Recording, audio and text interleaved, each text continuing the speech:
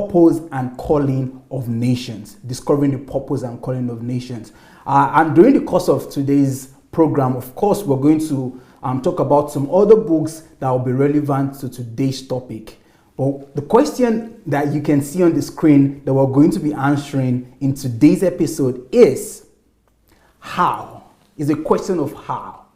So we want to answer the question of how do we begin how do we fix actually the value system of Nigeria? How do we fix the value system of Nigeria? So that's what we want to address today. How do we fix Nigeria's wrong value system? So we're going to be discussing that during the course of today's program. But as we move ahead, I would like us to please, let's see the previously on Fixing Nigeria video. Previously on Fixing Nigeria video. And then we'll get back.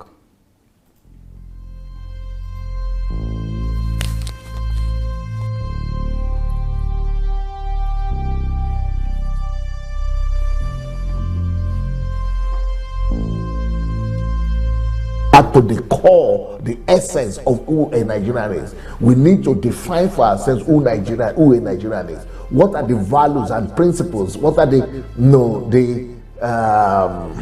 value system that make up a Nigerian? Where are those things? What are the stuff? What are the content of a Nigerian? Just like we know that the content of a man, the content of his character is what makes who he is. So what are the content of character? What are the content of the stuff, the essence of a Nigerian? Yeah. So we have to first of all define those ones and then make sure that all Nigerians have that. We don't just pick that from the street. We don't just pull that from a Bangari. We don't just pick that from Padme Yam and from Fufu. No, those are just things that go to your body. But what are the things that make the essence of the man of Nigeria? That is not what Nigerians are not. That is what the president is not fixing right now. That is what the government is not even thinking about right now. If we don't fix the essence of who we are, if we don't define that, if we don't come to a place where we set them out one by one, point by point, and layer by layer, and rebuild and reconstruct Nigeria from within, so that there will be positive things to build on, so that everybody will know the definition of who a Nigerian is, and so that everybody will know the values that we are building on, and those values will be things that are the things we want to see, the result that we want to see, the virtuous people that we want to see, the virtuous nation that we want to see. So those virtuous principles have to be placed and have to be pointed out, have to be laid out. And then they have to be also constructed in the mind and the value system and the subconsciousness of every Nigerian. So once those ones are already there, then those values that we have constructed in them, it will be what they will be releasing and expanding on and amplifying and building on in the future. So let's say, for example, one of those values will be efficiency or effectiveness or entrepreneurship. Okay, put that one there, but let it be inside with them. Let's say one of them will be pious living, righteousness, and let's say integrity, just honesty. Okay, put that honesty in them, so that everybody will know. Okay, there will still always be some bad eggs. There will always be some people who will go off, but the majority, 80%, 80 to 20%, will be the good ones, and that have the right value that define who a Nigerian is. So they will now be the locomotive. They will now be the propeller propelling the country forward. Right now, the thing that is propelling the country forward is all something that is not defined. Either it's negative, evil, animalistic, which is just natural instinct of man. And the natural instinct of man are always negative. Yes. The natural instincts that are driving us right now they are animalistic. And the animalistic means that they are just things that are evil. We just want to survive. They are survival instincts. So and if you live it that way, that is we're just going to be like animals. So we need to be made human through defined and selected value systems that define and who we are, and we already have those things. but they are just not known by Nigerians. Even by the rulers are not even aware of this. They don't even know the principles, that it is the people that build the nation. It is not the road, it is not the railway. Those ones are just things that will magnify what we already have, that will increase what we already have. But we need to work on making Nigerians be defined. We need to make them be virtuous, if that's what we want, be industrious, if that's what we want, be hardworking, if that's what we want, be enterprising, if that is what we want, be honest, if that is what we want. We need to first of all build those things into the whole chemistry of our people, into the whole subconscious mind of our people. And we need to set up a system whereby that is becoming a natural way of life and national process. Nobody has done this since independence.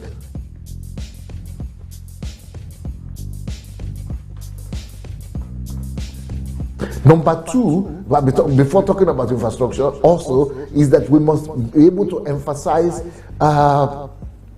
order, law and order. We must be able to bring law and order to the whole society, or that we call Nigeria. Right now, what we have right now does not comply with the definition of a nation.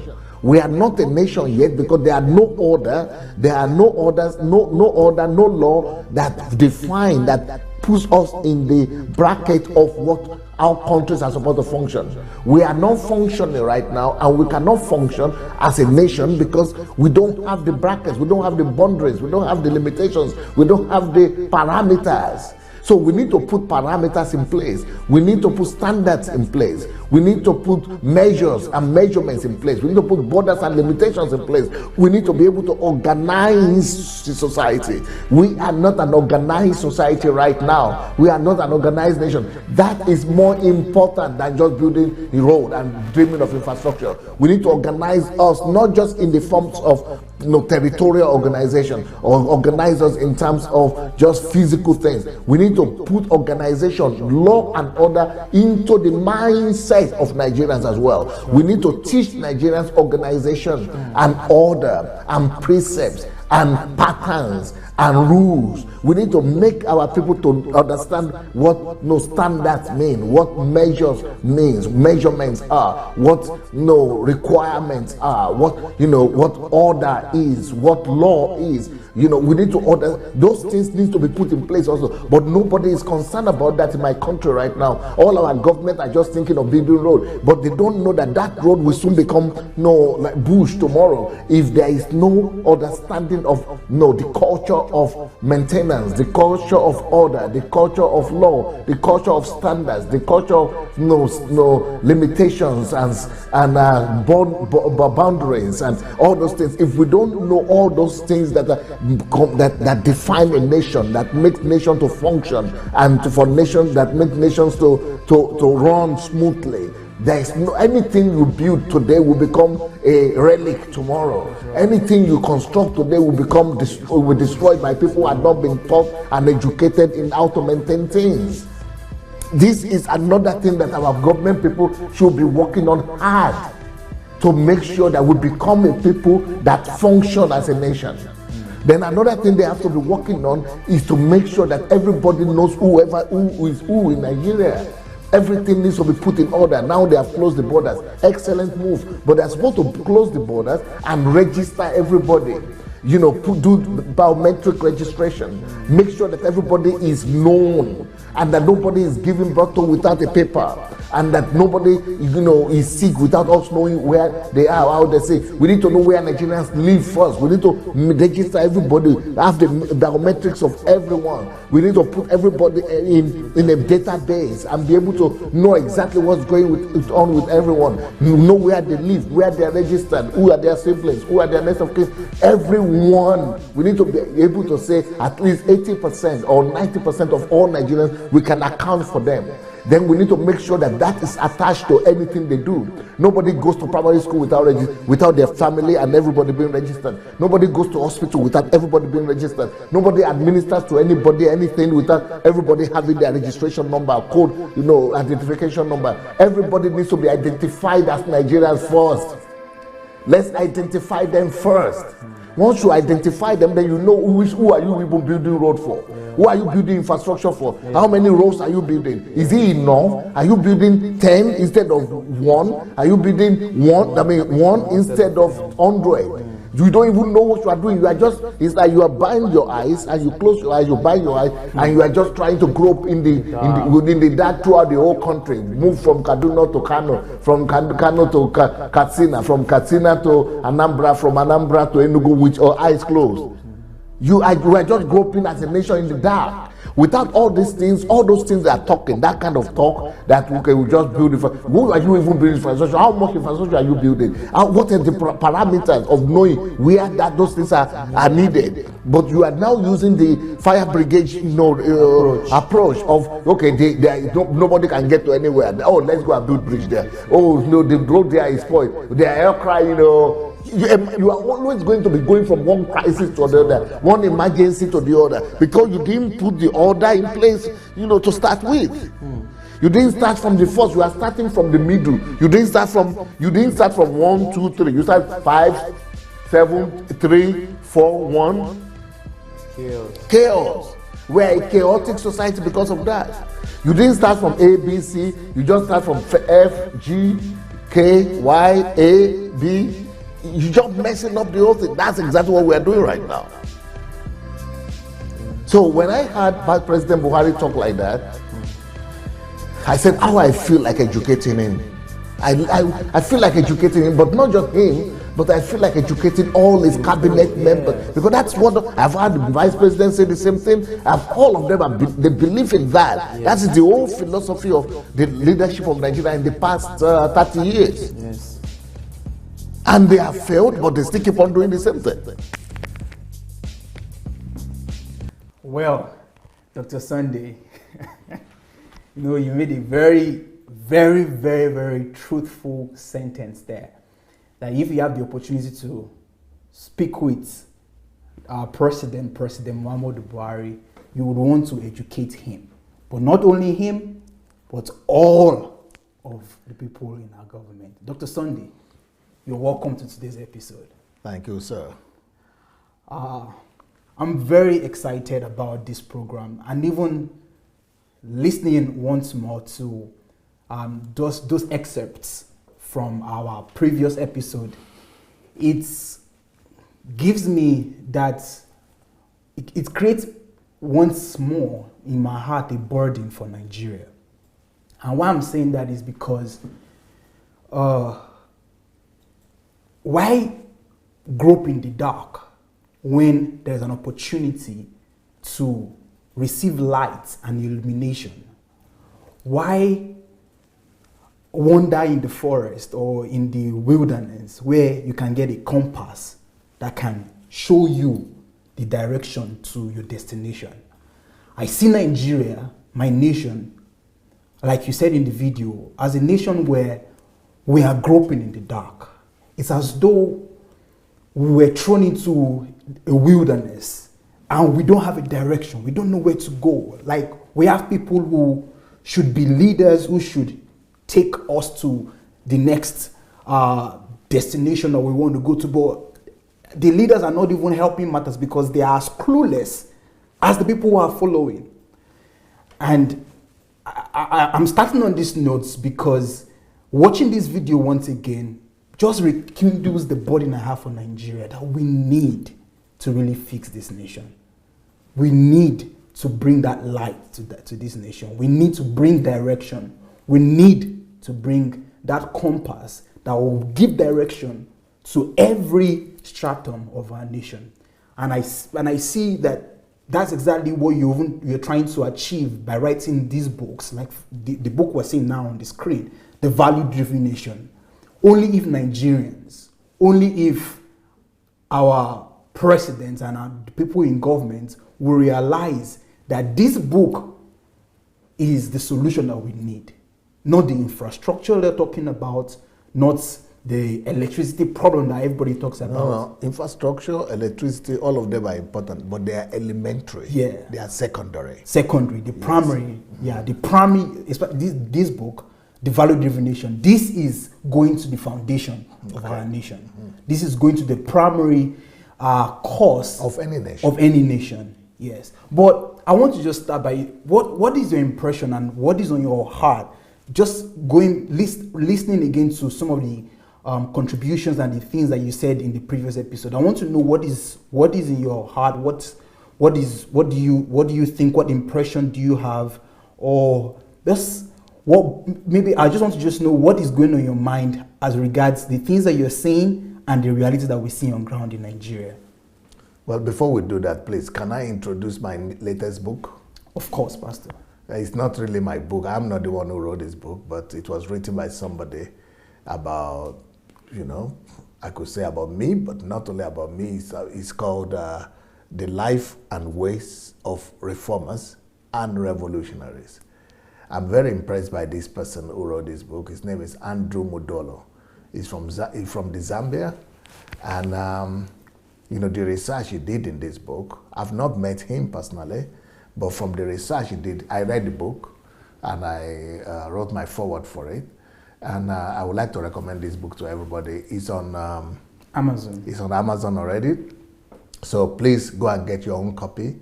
This is going to, because what he is targeting here is to be able to use the example of Sunday Adelaja and raise up new generation of reformers. Beautiful. Yeah, so what he's targeting, and this is not a biography, but this is a book to be an example so that people could have a picture and a model, a prototype before their eyes, and know what are the ways of reformers, what are the controversies that you will face, what are the attacks, what are the challenges that you will face to be a reformer and a revolutionary. So, this kind of book is so well needed, and that I'm so impressed that he did this book. So get your own copy. All right. To answer your question, what are my feelings?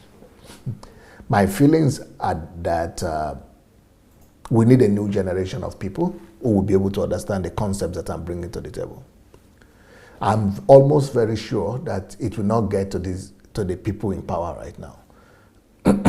I think not just Buhari, but the senators and all the other people, it will take a miracle to get a leader in Nigeria that will understand what I'm bringing to the table. Wow. Yeah, they are too far, they are too lost in their own illusion and delusions. And the delusion is that they know, they think they know. So, and once you think that you know, you cannot be helped. Is my microphone on? Okay. Once you think that you know, then you cannot be helped. The only people that could be helped are people who know that they don't know and that they need help. But in my country, everybody knows. Just like with our football, everybody is a commentator, everybody is a coach. All the 20 million or 200 million people in Nigeria, it's the same thing with our politicians. They all believe that they know.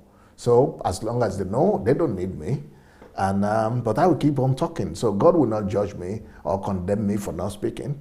I don't care what platform I have to speak, but I'll keep on speaking. So any one of them who is hungry could go to the internet, to the YouTube, and discover the things for himself or for herself. Then they could, they could go and use it and without even crediting me. I don't need them to give me credit for anything. I don't need them to even acknowledge me as the source of their information. Let them just get it and do good to their people. The other day I saw a quotation from a minister, the Minister of Education of South Africa. And he was speaking in the parliament. She's a lady. She was speaking in the parliament and she was quoting Sunday Adelaja. He said, like the Nigerian Sunday Adelaja, Dr. Sunday Adelaja in Ukraine says, this is the way to build a country. This is what we are supposed to do. And I'm thinking, I don't even know she exists. I don't even know who this person is. So I've not been to South Africa for over 15 years. And I don't even, but I guess she's hungry enough to go look for the stuff. And she is probably studying some of the things I'm saying or listening to the videos. And she's applying it in trying to fix the education problem in that country, in South Africa. So even though I'm talking about Nigeria, but still other countries could benefit. And that is beautiful. So for Nigerians, they are naughty, they are heady, they know already, so they don't need me. Good for them, good for them. They need more crisis. They need more crisis before they come to realization. And I realized that's why God is not allowing me to go to Nigeria yet, because Nigeria is not ready. Maybe I'm not ready, but Nigeria too is not ready for me. So when they are ready, God will open the door for me to go back. Wow. You know, Dr. Sunday, thank you for your response. Your response brings to my mind something peculiar about where I stay in Nigeria, which is the Ikorodu local government area. And there is this saying in that region, they say it in Yoruba, they say Ikorodu loga. So what they mean by that is that in Ikorodu, everybody is oga. Everybody is a boss. Everybody is a boss. Everybody has the truth, or everybody knows it all. And know it all. Yeah, everybody knows it all. And but anybody also in Lagos Axis will tell you that Ikorodu is not one of the elite or premier places in that state. Far from it. It's actually a local place, or one of the I tell you, and one of the least of places. Yes, but yet they know better than everybody else. Exactly, and and I was having a conversation with some of the that's just like Nigeria, right? There. Some of the indigenous of the land, and this one, he's an intellectual person, so I could have good conversations with him. And he was telling me that one of the reasons why there is little or no major development in the Ikorodu local government area and that access is because that's the culture, that's the mindset there. We know it. Everybody is Oga. Everybody is the boss. So who are you to talk to me? Who are you to tell me that I shouldn't park my car here? I'm the boss. Who are you to tell me not to put my liters here? I'm the boss. So what you're saying that Nigeria not being ready based on the premise that we, or maybe the politicians are living in that illusion or that delusion, as it may, that they know it. And and I will give you an example of that. There is a friend of mine in Great Britain somewhere, either Ireland or Scotland. He's on this platform. Maybe he's watching us right now. He bought one of my books and had it in his house when one of Nigerian senators visited him. And so I think he took that book from his shelf and he started to read the book. And the guy said, who wrote this book? He said, oh, he's a Nigerian guy. He said, I can't believe this. I can't believe this in Nigeria. I never heard of him. Then he said, I'm going to take it to my governor. And he got to the governor said, because they saw the book, they saw the content, said, I must take this book. He said, no, I will, he took it to his hotel and finished reading the book and didn't give the book back to the owner. He took the book to Nigeria to give to his governor. And I said, is it not possible that a Nigerian can write a book like this? This is a Nigerian? He said, why is that? I didn't know about him. So that guy was that senator was so passionate and he's so truthful that now he wants to come and see me actually. He's so, because some of them just don't know. That's one thing we have to admit to. True. Maybe because they are not looking for knowledge, but they just don't know. Okay, for example, another person said, another senator said, this person has been sending me DSS messages, or I would just say, I'm not interested in these preachers. Let them do their own thing and all that. But then until I listen, I made the mistake of listening. Now, at least I spend at least 3 hours listening to these messages. So many people just don't know. Don't know. Yeah. Well, I guess on that premise, the onus is on us. Let me speak to you, our dear viewers watching us on YouTube and on Facebook. Before we dive into today's subject, please, it would be great if you could share this video. If you could share this link to your friends, to Nigerians, share it on the platforms of your senators, of your leaders, your local government chairmen. Tag them, let them know that there is a discussion, and not just a discussion actually, but there is a program that is targeted towards proffering solutions to the problems of Nigeria, and not just secondary problems, but we're going right to the foundational problems of Nigeria, We're talking about resolving the primary problems that have led to the Nigeria of today. And not just talking about the problems, like I said earlier, but we're preferring practical solutions to as many people who are willing to listen and act on them. Like Dr. Sunday said, if Nigerians are not taking advantage of this, people from other countries, South Africa, and I'm sure there are even more of other nationals that are taking advantage of all of these resources coming from a Nigerian, and they are using it to build their nation. So I think it's just right for we Nigerians to take up this challenge, share this video, and let's get to fix our nation by ourselves. But today, we'll be talking about the subject of value system. And I have a question to Dr. Sunday today that I want him to answer. And the question is, how do we change the wrong value system of our nation, Nigeria? How do we change the value system in Nigeria? Dr. Sunday. First of all, I must establish that great nations are built by great values. Great nations are not built by great wealth. Great values generate great wealth.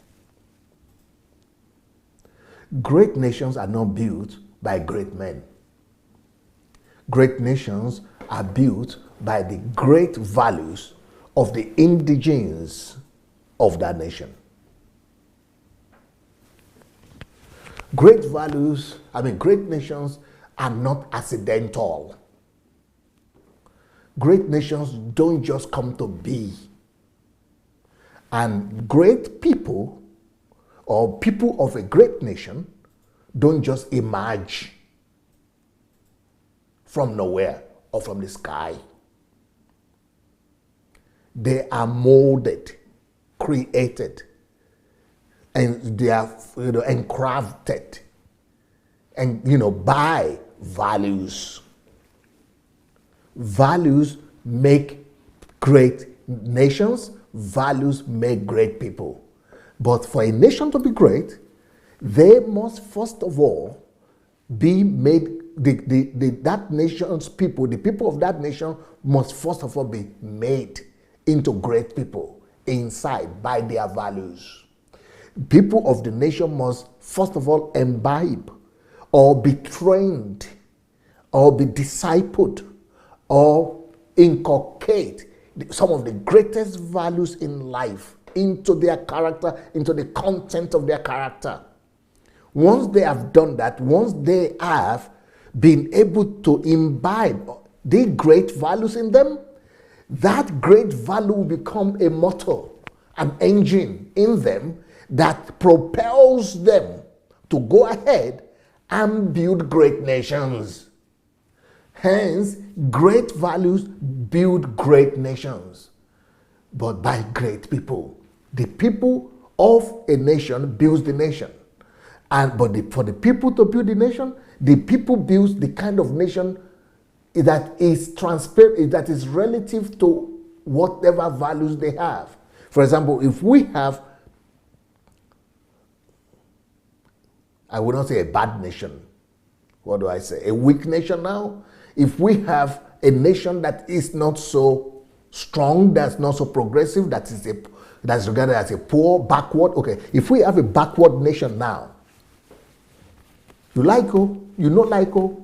means that our people, for now, I believe that they will not remain like that forever. And that's why I want to go back to Africa. For now, our people are backward. If we have a dark continent right now, the reason is not because somebody is to blame. It's because right now, our people have dark mind. We are just dark. We are just backward. We don't have what it takes yet. For us to become a leading nation, a civilized nation, a developed nation, we first of all must work with our people. We first of all must come up with a set of values that will be responsible for the result that we envisage. We need to sit down, all of us, but those values are already there, because there are strategies and there are ways that's what this book is talking about. This book here. This book is how to discover the purpose and calling of nations, and how to discover, and in this book I've written about how to discover the values upon which every nation could be built. So in this book, I've also indicated all the 20 value systems, all the value system that Nigeria should be built on. There are 20 values, a list of 20 values upon which our nation should be built. But if our people, our leaders don't even know that values build nations, if they don't even know that nations are great, not by the virtue of their wealth. Nations are great, not by the virtues of their raw materials. But our country has been dependent on raw materials, as if nations become great by the virtues of their raw materials. So when you now see Japan that they don't have raw materials, when you now see China that doesn't have much more raw materials, when you now see, say, Switzerland that doesn't have raw materials, nations are not great by their raw materials. If nations are great by their raw materials, Congo will be the greatest country in the world. Nations are not great by their raw materials. Nations are great by the virtue of their, nations are not great by the virtue of their wealth, but nations are great by the wealth of their virtue. Nations are not great by the virtue of their wealth, but nations are great by the wealth of their virtues. Virtues build nations. Virtues build nations. Virtues. So I've come in this book, I've come up with a research. I've done a research into the history and to the documents upon which Nigeria was created and made. And I've come up with 20 set of values upon which Nigeria was created. But what was supposed to happen after our creation was, immediately we were created, those set of values were supposed to be taken and inculcated into every Nigerian. Because, okay, let's say Nigeria was born on the 1st of October, 1960. From that day, the Prime Minister was supposed to make an announcement that these are the values upon which we are going to build this country. And every Nigeria, we will do everything for every Nigerian to inculcate and imbibe these values in them, and for these values to form the basis of their character. For the content of every Nigeria to reflect this list of values. And from our primary school from today, all our curricula and everything, program in the tertiary universities, schools, primary schools, secondary, kindergarten, must be based on this key set of values. And all families, all churches, all mosques, all our pulpits must make this foundational in their preachings. Everybody must live by them. Not just singing national anthem, but understanding set of values that make Nigerians Nigerians. But what we did is that we thought that independence and of a country, or the formation of a country, is created just by signing a document and raising the flag and then singing the national anthem. So we were able to sing this national anthem, raise the flag, sign the papers, and we just kept on living. And everybody now want to eat the national cake. But we didn't take time to formulate a people. We didn't take a time to say, okay, we were slaves under colonizers, colonial masters. How do we change that slave mindset? How do we change these people that were slaves, colonized, humiliated? How do we change them to become Nigerians now? Wow. Who are Nigerians? Who should Nigerians be like? What should they reflect? What should reflect them? What are the characteristics that should characterize Nigerians? What are the virtues? What are the attributes that every Nigerian will have, and that will identify them as Nigerians? And that now that we got independence, this is who Nigerians are. Let us now create Nigerians, because today we are no more building a colonial country. From today we have a new country. That country must be built under something. upon something. There must be a foundation. What is Nigeria? Who are Nigerians? Those two questions were not answered. What Nigeria must be defined by some set of values. And if they are there, and they were there in the documents that were signed, but they were not communicated and talk less of, inculcated or imbibed into the life of every citizen. Citizens don't even know, even presidents of Nigeria. I can challenge you that Nigerian presidents don't know this set of values upon which their countries were built. So I know that, bring me all the Nigerian presidents, none of them will be able to tell me. If presidents don't know, if senators don't know, if ministers don't know, we are not building a country yet, because you have not even defined the country you want to build. What is the kind of country we want to build? Then what are the kind of people we want to have in Nigeria? What should define a Nigerian? That's why we have Biafra saying they are not Nigerians. Oduduwa people are saying they are not Nigerians. Another Arewa. So everybody is just like in a mess. It's like we're just all scattered. We don't have restraint because we don't have a purpose, a vision that is galvanized together as one force that identifies us as one entity. So nations are not great by the virtue of their wealth. But what our people have done is that we came together and we began to notice the wealth in Niger Delta, and we began to go after the oil, we started to go after the gas, after the raw materials, as if nations are great by the virtue of their raw materials. But nations are not great by the virtues of their raw materials or their wealth. Nations are great by the virtue of their wealth, by the greatness of their virtues, by the wealth of their virtues. Nations are great only by the wealth, greatness of their virtues. But where are the virtues? Who knows the virtues?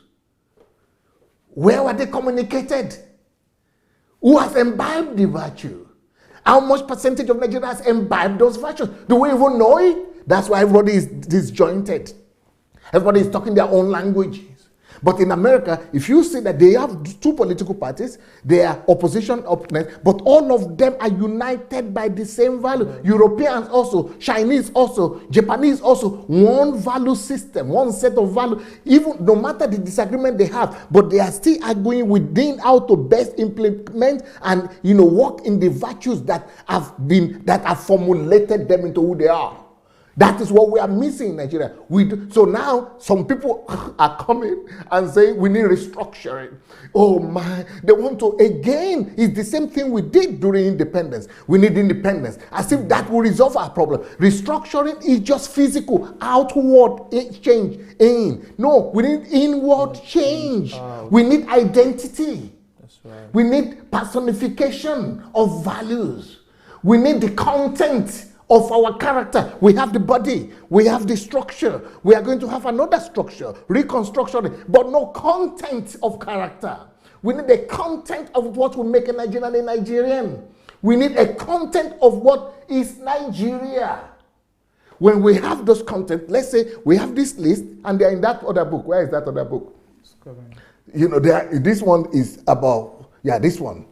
So, I have Nigeria specifically there as an example. So let's say we have a set of, that set of 20 values, and we identify them that these are the values upon which our nation was built. Now we have to now say, okay, do we all agree that these values identify who we are? Let me tell you one of the values. One of the values there is labor. If we know that this value is one of the values upon which our nation is supposed to be built, enterprises. So we set up all our educational system around that enterprise. We make sure that every family, every church, every mosque, every school, every media, not to that you will not raise a credit at all.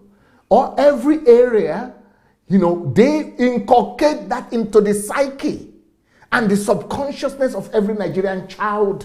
Wow. Every film must reflect that. For example, one of the values there is honesty. Honesty.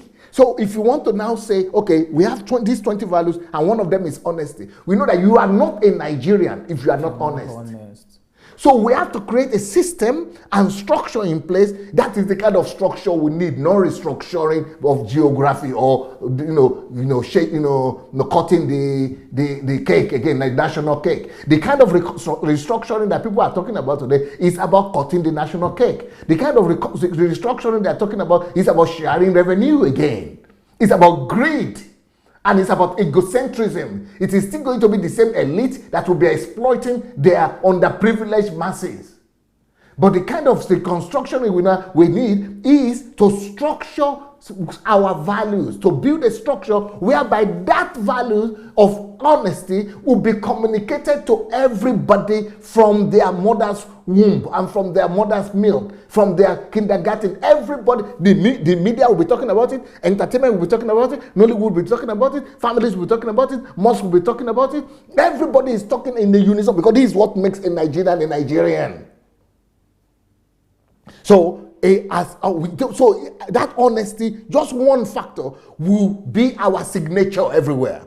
Just like when you see Americans, you know their signature, you can mention. Just like when you see British, you know their signature. When you see Rwandans now, you know their signature everywhere. But the same thing, when you see Japanese, when you see Chinese, they have their signature. That is what. But right now, we are just going on our own. Everybody is just giving us bad name. And people are saying, oh, why is corruption is everywhere? Everybody is bad. Oh, they are giving us bad name. But you are not doing anything about it. For corruption, for people not to give us bad name, sit down, inculcate into them. Imbibe into them something. Create a new people. You need to create a new individual, a new Nigerian. You need to formulate a new Nigerian. You need to form a new Nigerian through content of character. Give us content first. Right now, we don't have a content as a nation. We have people, the body is there, 200 million of us, no content. We have a nation, no content. And that is why value system, nations are not great by the virtue of anything else. Raw materials, wealth, no. Nations are great by the wealth of virtues that they imbibe into them. When you are able to put those two, let's just talk about those two qualities, those two contents, or those two values that are in the foundational documents of Nigeria. When you just put labor, enterprise, and honesty, truth, honesty, when you put that, just those two qualities, and make sure that every Nigerian is enterprising. That is what will make everybody enterprising and hardworking, and that virtue, that drive is what will build a nation and build a wealthy economy.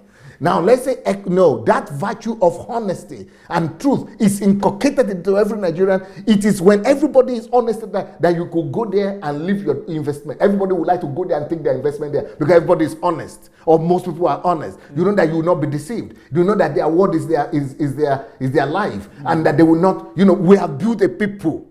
Right. It is that people now that will attract investment. It is that people now that will bring, I don't know, you now see how values bring about development. Yes, sir. This is what I'm going to tell you. I'm still going to answer the question, how do we start? Yeah. How do we make this happen? But, I submit to you what, the answer to your question. Oh, wow.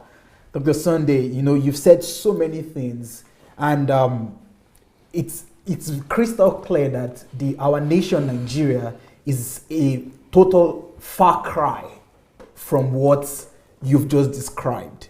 And this is not just what happened 4 years ago or 8 years ago. As you've well described it, this is a foundational problem that dates back to our very independence. And we're talking about over 50 years. So imagine... No, you're going to be 60 years next year. We're going to be 60 years. Next year. So... No, actually, yeah. In less than a year. So we're talking about wanting to rebuild or correct, 60-year-old nation. There is one of these, they call one of the people who fought for the black freedom in America. He made a statement and he said it's more difficult to walk on a broken older generation than to actually work on younger people. So his sense is that it's better that we build and we work on people when they are younger than for them to be older and have all of those warped value system. So looking at Nigeria now, like using the example of a human being, 60-year-old. So how do we work on a 60-year-old human being or 60-year-old nation? It comes across as though we have totally lost it. And how do we begin the process actually? Because now that our foundation has been destroyed, our foundation it was not even laid. It's not laid at all. The materials are there, like I said, the 20 value systems, they are there, but they are like raw materials. That raw materials is like you have bricks and cement. If you don't put the brick and the cement together and lay them layer upon layer, you don't get a building. Exactly. You don't get a house. So the house called Nigeria has not been built. The raw materials are there, but people don't even know the raw materials are there. We talk less of bringing them and laying them upon. Now, you are saying that in 60 years, that how do you reconstruct something that has been destroyed for 60 years? When, I did some research and I wanted to find the material today. I couldn't find it, but I read the history of Nigerian corruption, the history of corruption in Nigeria. Wow.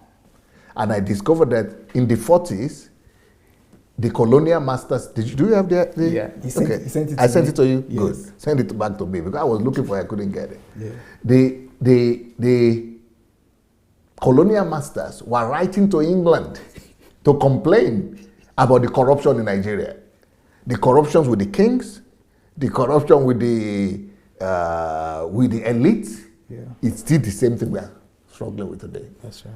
Those days, in the 60s, in the 50s, the colonial masters in Ghana, they were the same British people, were complaining about the few educated Nigerians and saying that they were demanding sex for marks. The same thing that we are still struggling with 60 years later. They were demanding bribe for admission. The same thing we are still struggling with 60 years later. That they were sending people from Delta, from Bender State at that time, or Delta area, they were sending them as prostitutes to Ghana. Slaves, yes. And as sex slaves all over. The same thing, that same Edo is still sending sex slaves to Italy, only not to Ghana, maybe to even Ghana now, they do, to other places. Why? It's corruption and lack of a systemic value system has plagued our country even before we became the amalgamated. Okay. Before we became amalgamated, some people were saying, okay, I don't know, some pseudo intellectuals in Nigeria. Let me address this. They come up, one of them is a lawyer and he's trying to, he will go ahead and some people are sending me the video that, okay, look at the foundation upon which Nigeria was built. Nigeria is not a country, it's a company. A British company bought Nigeria and it was amalgamated for the price, for the certain amount of money, and that Nigeria's contract as a nation has expired and we shouldn't be together. Some PDP and some Eastern, so maybe I think they are Igbo intellectuals or something. Maybe they are not. They don't say they are Biafrans. They say they are Nigerians. But some people seem to like what the guy is saying. The guy did a good research, found that okay, it's a company. I said, okay, go and look, check the United States of America. I can give you the same argument, the same proof that United States of America is also a company like that too, just like Australia. Just like all the British, colonies, they are all like a company. South Africa too is a company. So all of this, don't tell me those elements. It's for people who are not informed. So that on the basis of that, so we are not a country. But let me tell you, one day I will do a video on amalgamation. You think that Lord Lugard amalgamated Nigeria and that is our problem, that we don't have, so a lot of you Biafran guys say, oh, Nigeria must be dismantled because it doesn't have foundation, that the foundation is faulty. And because the foundation is faulty, nobody asked us to come together. That is why we're having problem. Rubbish. A talk for the gullibles. Because if you want to talk about that, every country Nobody asked anybody to be together. Every country in the world. Tell me one country where everybody agreed to be together. Apart from Switzerland. But even in Switzerland, there are 4 different nationalities there. But anyway, so these people go about and say that we don't have a foundation, so let's just dismantle everything. I say the gullibility of our people, lack of knowledge of history is our problem. Because if you go into history, you will discover that the corruption I just described now about British Empire and the British colonialists writing from England, the article I sent to you, and that the corruption in Nigeria is overwhelming, that even the British were saying, what do we do with it? The corruption that was coming from Nigeria in the 30s, in the 20s, in the 40s, were more than all their other British colonies. They were wondering, what should we do? That if I told you now that we are sending, our elite was sending prostitutes, are already out in the 40s, in the 50s, that they were already taking bribes, they were already for students, they were already, so that is nothing compared to what was happening before amalgamation. You have to be saying, thank God for amalgamation. That amalgamation they are saying is not genuine, that is the source of our problem. It is the source of our deliverance. Wow. Before amalgamation, Igbos were being sold out as slaves by fellow Igbo commerciants. My own people, Ijebu people, were never sold out as slaves. Go and check it in history. Ijebu people were never sold out as slaves. But you know what Ijebu people did? And I have to say this now, and I'm sure some Ijebus will come after me, but history will vindicate me, because this is true. Ijebu people, because it is without passing through Ijebu land, you can never get to the sea where the carriers were, where the ship were that were carrying slaves. So Ijebu people made a deal with the slave traders that they would never take an Ijebu citizen as a slave or to send them abroad. But we will be an accomplice. So Ijebu people will go and partner with the warlords who are waging war against other Yoruba. They had a lot of civil wars among the Yoruba people. But the Ijebus were the merchants, because they are closer to the sea, so to the ocean. So they were the middlemen. They were the people helping to sell their brothers. I'm Ijebu myself, so I have to say it. They protected their own tribe, but they sold other Yoruba people into slavery. Ijebus did that. So will I now come out and say that we have always been good? This was before amalgamation. These Igbos did the same thing, but Hausas were the greatest culprits in this. Hausas and Fulanis, they were the greatest culprits. Hausas participated in Fulanis were selling out Hausas at first. Then later on, Hausas and Fulani joined together, and they started grading from every northern tribe, selling them into slavery to Arabs. They did the same thing to Igbos. Then the Igbos did the same thing to themselves. Yorubas did the same thing to the Yorubas. Your Igbos were sacrificing other Igbos as sacrifice. Yorubas were sacrificing other Yorubas as human sacrifice. This was before amalgamation. You want to tell me that amalgamation is evil to Nigeria? Let's argue the case. Let's argue the case. If not for amalgamation that came and put the dominion and the control of the crown, the authority of the British Empire, and that negotiated peace, and Igbo land was ravaging with, there is one tribe in Igbo that used to control the place. They used to call it Aroshuku or something. That Aroshuku area, they were a terror to other Igbo tribes.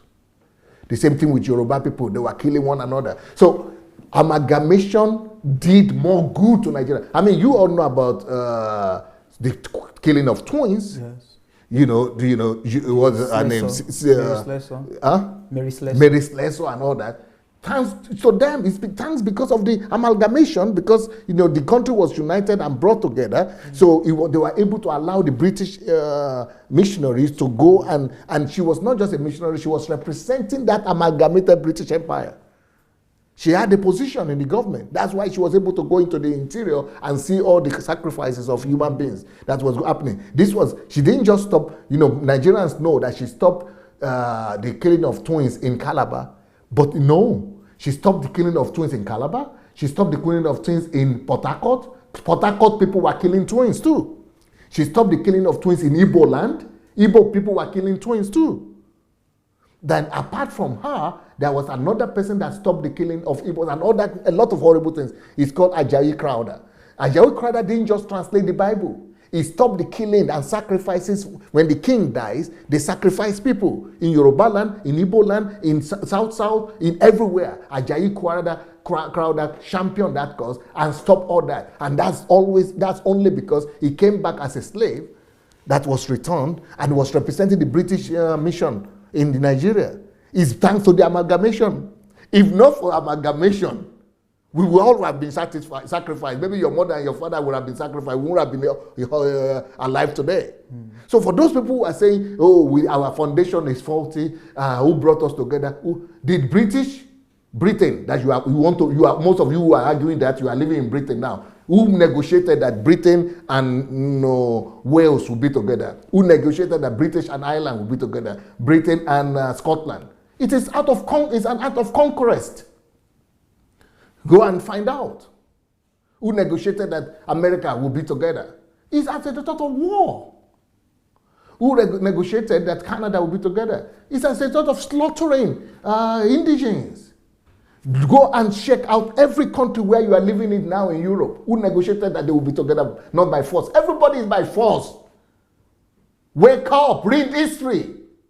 200, 300, 500, 1,000 years back. Read history. Get your mind to work before you come and tell some dirty jokes on Nigerians and fool them. I will not allow those people who are less informed to steer away to the wrong direction, the sheep of my nation. Wow, that is really a seller word. I don't know what to start from. Sorry, you wanted to ask another question. Because you were saying 2020, our evil started long time ago. Yes. Our evil is not 50 years. Not just 50 years. The evil of 50 years is the lesser evil. It's even worse. Before amalgamation, the evils were big, larger than life evils that our people were doing. Who sold our children, our brethren to slavery? Is it not our own people? That's right. And you are saying it's now that the corruption has started. Please excuse me. Wow. If not because of amalgamation, they wouldn't have stopped up to now. They would have been selling us and eating us up to now. And we don't have. And it is the elites that are doing it too. The elites are the kings. The elites are the rich people. The elites are the. Wow. So. And that same elite is eating our national cake up to today. Till today. I will tell you the way to fix it, but before then, I want you to make your own comments on this. I'm going to make going to make my comment. There are a lot of things that you said, and I think one of the things I want to weigh in is on the subject of history that you spoke about, and the pseudo. And they went and removed history from school. Yes. But thank God Buhari has put it back. So I mean, we're not trained. This educational system did not. I have a book where I've written about the history of Nigeria and the leadership question. Can you find it? Yeah, that's where I've written about the history of Nigeria. Let them go and read it. Yeah. So this brings to our knowledge the importance of history, because there's this book that you are seeing also. You see the history of Britain. Yes. You see the history of Germany, the history of France, the history of America. Everything is in this book too, and Nigeria too. So Pastor, you've done a real good job with all of these books, like the Discovering the Purpose and Calling of Nations, even the book on the Value-Driven Nation too. Yes. That book is also... about history of civilization. Yes. Exactly. So, anyone who wants to get to understand some of the things that you're saying would have to get these books you have written. Speaking of our elites, I have a video of one of our elites. So let's have that video run, and then I'll come back to the question of how we're going to break it. Can we play the third video? Okay, let's play the second video, and then we'll play the third video, okay? So this second video is she's a social entrepreneur. A woman? She's a lady, yeah, but Okay. she's just talking like most Nigerians talk. But then we'll now play that of the elites. But let's have the second video rolling, and then we'll have the third video. Our value system as a country is completely crumbled. A value system where people steal our money and receive chieftaincy titles. A value system where people, commit humongous crimes against humanity. A value system, a country where 36 million naira is stolen in JAMB office and the woman confidently comes out to say that it's a snake that stole the money. She definitely knows that nothing will happen, after, such thing happens. Now, you see, I think that our government has mastered the art of understanding that the ordinary people would simply just go to social media and talk about it. And I feel like Nigerians have to share part of this blame because I don't think that we're active citizens enough that understand that the power in the people is greater than the people in power. Therefore, we can demand a certain level of mandatory accountability from the people that we elect into office. We're going to analyze this video very quickly. She's still pointing a finger at the government. We're still playing the blame game.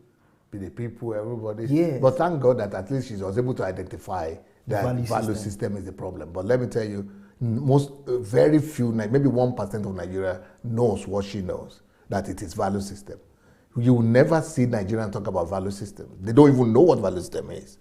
Even the elite don't talk about value system. They don't disregard it. So at least, she's brilliant and kudos to her, at least on that one. Amazing. So, I'm going to shock you with this next video.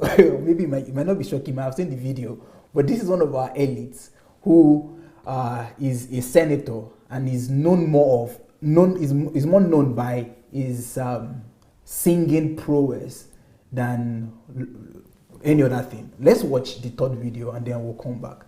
The third video, please. I will break protocol because of time. Everybody here is important.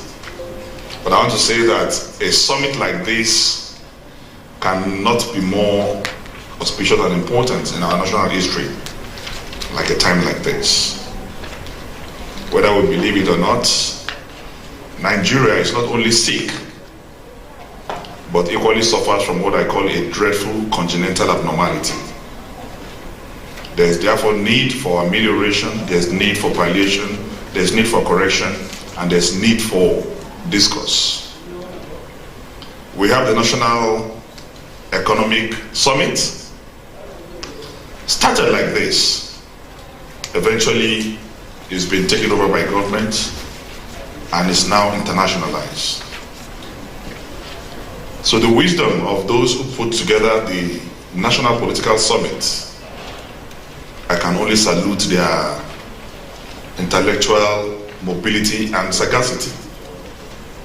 And I want to believe that what we are starting today by the grace of God will outlive us and will become another ameliorative measures to all our political problems in this country by the grace of God. The value system in this country is faulty. Because you may want to ask why a summit. But I believe we need a summit because the value system is faulty. There are no more role models. You have to look far to get one. We want to go back to the days where nationalism would be taught in schools. We want to go back to the days where civic education will be taught in schools. Moral philosophy will be indoctrinated in the younger generation. Because when you build the youth, you build the nation. And I want to believe summits like this is most important. And I want to believe that is why in the wisdom of those who put this together, they look for the smallest of all and say, okay, in recognition of what the generational change, I'm sure that's why they say, okay, the small Dino should come and chair an occasion where his uncles and aunties are sitting. So the youths are already taking over. I will not belabor you with unnecessary commentaries, rhetorics, or stories. But The elementary social disposition in our curriculum from primary to secondary school is social studies. But our social studies, what does it teach? Jaja of Opobo, Awolowo of Western Nigeria, Azikiwe of Eastern Nigeria, Sadona of Northern Nigeria. This creates ethnic consciousness in us and is the reason why we're where we are.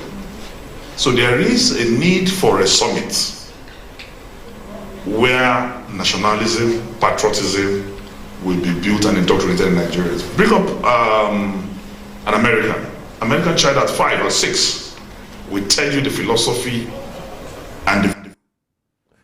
He's saying some good things.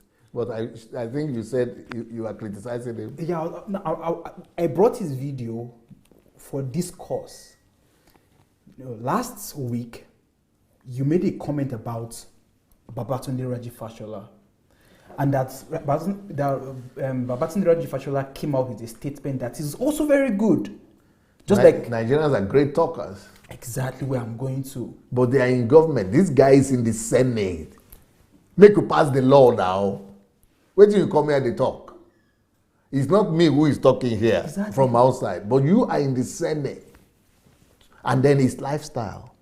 He is demonstrating the very opposite of value system. But you know what they do? When they invite them to come and speak, they're like preachers. You know that what preachers do? They go and prepare, read book. They give them a topic, they go and prepare, and then come and speak good English and come and impress people. But not to do just to say that was great. That, you know, like preachers, they speak one message. Ooh, pastor, that was a message. Rema. Powerful. Rema. Yeah, Rema. That is what our politicians are doing, because Nigerians are smart. Everybody is smart in Nigeria. So everybody can come and do delivery, and that's what he has done. He's in government too. He need to do anything. Even his lifestyle is the opposite of everything he's been saying. Yeah. And that's just the very reason why I brought out this video, because this is someone who is talking about value system, and he recognized it, and he was spot on that our value system is faulty.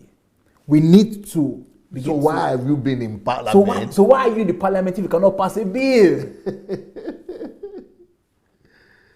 you are a senator. What actions have you made? What concrete steps have you done? That apart from singing, and dancing, and showing your wealth. Yeah. The wealth that is supposed to be the proceeds that's supposed to feed all these people you are talking about. Yes, I mean, he's talked about building the young generation. Let him show me. What example are you showing? Show me the young people we have built. What example is he even showing? He says that we lack role models. Are you the role model? Opposite.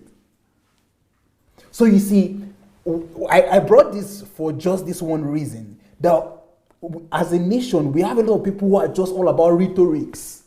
We just want to sound nice and, join words together that will make us sound like intellectuals. But we don't have, our practice are not in sync with our rhetorics. What we do, it does not reflect what we're saying. And that is exactly what this program is about. We don't just want somebody will say that, but you are doing the same thing, you are just talking. But first of all, we are not in government. Secondly, we are profiling solutions. I just told you that we have come up with 20 value system upon which Nigerians should be built. But he is just saying we have to do it. We have to do it. Who will do it? But I have done it. I've written books. I have textbooks for schools. I have textbooks for universities. I have everything ready. Just go and take it. But they are saying somebody has to do it. We have to do it. We have to gather. No gathering. I have gathered. Of course, and even to support what you're saying, that we're not just talking.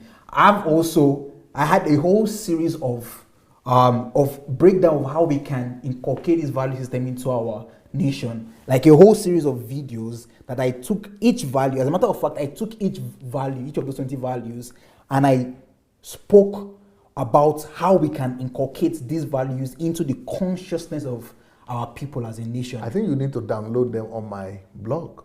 Are they on my blog? No, they're not. All of them. They're not your Put blog. them on your YouTube channel. Yeah, download them. Let people go and be watching them. Of course, because I did all of that so that for our people to see that these values are not I mean, like you said in one of your videos, they're not just coming from a bar and fufu. No, they're not coming from they're not coming from the air. These values, they are right from our foundational documents, and you've done the task, you've done your assignment to make a list of these values. So we don't need to talk anymore. We just need to go into action. Let's begin to introduce it to all those different institutions that are there to inculcate these values into the conscience of our people. So maybe you could even put all of those value system on this. In this, we have a playlist for this topic, Fixing Nigeria. Fixing Nigeria. Why don't we put all of them inside? We can, sure. The playlist. The playlist. We'll do that. We'll do that. Let people go and look for the playlist on YouTube. Yeah. So the title of the playlist on YouTube is actually Fixing Nigeria. Fixing Nigeria. Fixing Nigeria. Okay. So you have to just go to Dr. Sunday Adelaja on YouTube. That's the channel, and search for the playlist Fixing Nigeria. We're going to upload all of those videos there, and you could see previous episodes on Fixing Nigeria. And then the ways. And the way to inculcate them. So Dr. Sunday, now we want to get into the nitty-gritty. And I would like you to be as detailed as you can. But like I remember last week, as you were speaking, I made a statement and I said, it's getting interesting. And you told me that, no, it's not getting interesting. You are just understanding it. So I would like you to also help us understand it, even as you show us right now, practically, how we can change the wrong value system of Nigeria. Okay, first of all, we need to get the value systems on one hand, and that value system will be able to help us to determine what kind of citizens we want to have. Yeah. So thanks to the value system, we can have clear picture that these are at the end of each value system, the result that each value will generate is somebody who is honest, someone who is hardworking, someone who is a brother's keeper, someone who is passionate about his country, someone who is patriotic. So we have a whole list like that, and we know what we are going to get at the end of the day. So at the end of the day, we are going to have a unique people that are going to be known as Nigerians, and only Nigerians will have those kind of set of value systems. When anywhere they appear, you will just know that this is a Nigerian. They don't need to show their passport. They don't need to talk. They don't need to, just the way they act, the way they speak. They don't need to, brag. They don't need to, just by appearing, you will know that. Just like an American appears, you know this is an American. You just know that this is a Nigerian. Not for the negative thing, but because of all those values and the virtues that has been inculcated in every Nigerian. And everywhere they go to, they might have different opinions. They might have different political parties. They might have different tribes, different nationality, but the core values will dictate and define them. So we have to get to a place where Nigerians are defined by values. That is what gives us identity. Right now, what gives us identity? Identity card. We don't even have one. Passport, only less than 10% of Nigerians, 5% of Nigerians have a passport.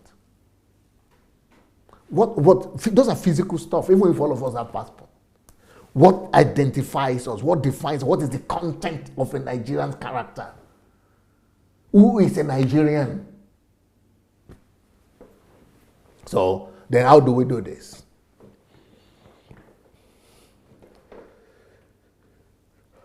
Just very painful to me because I'm 52, I'm going to be 53 soon, and my country has not even been defined. And people of my country don't even have an identity. We need to give definition. We need to give identity to Nigeria and to Nigerians. Okay, let's start with that. It's just a problem that I just don't want to go to politics because people are wasting our time. But so how do we do this? There are different approaches into forming a new people. In Europe, the process of forming a new people took 400 years. 400 in some European countries, in some of them 500 years. 400 to 500 years just to form a nation. To form a new people, a virtuous people. But because we have gone through we have the advantage of standing on the shoulder of Europeans. For Americans, it took 135 years. So when Mao Zedong of China, Mao, Comrade Mao, when he realized that China doesn't have this time, 200, 500 years, he said, I must do it in my lifetime. And he was already 60. So he initiated what is called the Cultural Revolution. And the goal of it was to develop and form a new people that is not backward in their thinking, but that is civilized enough to build a great nation. Now, but they did that in 10 years. And in 10 years, because they were using force and violence to do it. And because that was China was very complex. And over 20 million people died in the process. Because if you are not going to submit, they just kill you. Either you are going to imbibe these value systems, or we are just shooting you. You don't deserve to live in this country. That is how serious value systems are, and how serious leaders know what the efforts they have to. That China that you are seeing today, China that we are all admiring today, China that we are all praising today, they paid a huge price of human lives, price of blood, human blood. Either 20 or 40 million even that died. Some people say up to 200 million died. Wow. You know, they paid all the price necessary. That is why, despite the fact that is evil by itself, to kill so many people for any cause is not worth it. It's evil. But still, he is still counted as the father of the modern China. Even the rulers of today still refer back to him. Even though they condemn, they don't like the fact that they killed many people, they don't like to talk about that, but they still say, if he had not done it, we won't have what we have today. Sure. But we don't want to go that way. There's another country that attempted to inculcate and establish a nation, a virtuous nation, in a short time. And that is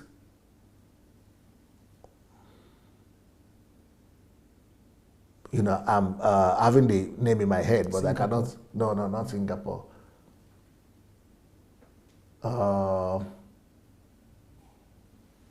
Kako is strana vostle Vietnam. What is this? Neighboring, there's a country near Vietnam. Cambodia, yes. The leaders of Cambodia decided to follow the example of China. And they wanted to, their goal was in 7 years or in 5 years to build a new nation. And they put 7 million people died in the process. But now, Cambodia has resurrected and is now one of the fastest growing economies, just like the same thing happened in Vietnam. But we don't want to go through that, just for you to know the price and the importance. If you don't, something must be done. For China, Japan also did it. But the way they were able to do it is at the price of defeat in the Second World War. And Japan lost, is it 10 or 15 million people? Just to be able to come to that realization of, the price that needed to be paid to get a virtuous people. Another country that tried to do it in a way that we don't want to do it is Chile. They had a dictator. What was his name? Capuchino. What was his name? His name is running in my mind. But anyway, so Papeto or something like that. So anyway, he also tried to do that, but also maybe 1 million or 2 million people died in the process. So creating a new people, Pinochet, yeah, creating a new people is not easy. That is why I and my team, we sat down hard, because we don't have 200 years. We don't have 100 years. We don't even have 50 years. We don't even have 20 years. We had to use scientific methods. Can you show me, because Nigerians don't like to use scientific methods in resolving national issues. They don't like to use scientific method. We are not even used to it. Some of us who study it in universities, in schools, we know the meaning of scientific method, but we don't apply it to life. And that's why I said we don't even know what the essence of education is. So scientific method, it comprises of these main steps that are there.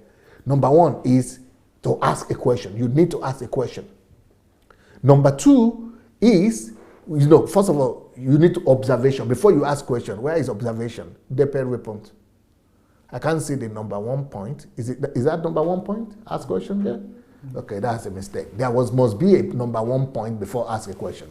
The first thing in scientific method is you observe a problem or you observe a situation.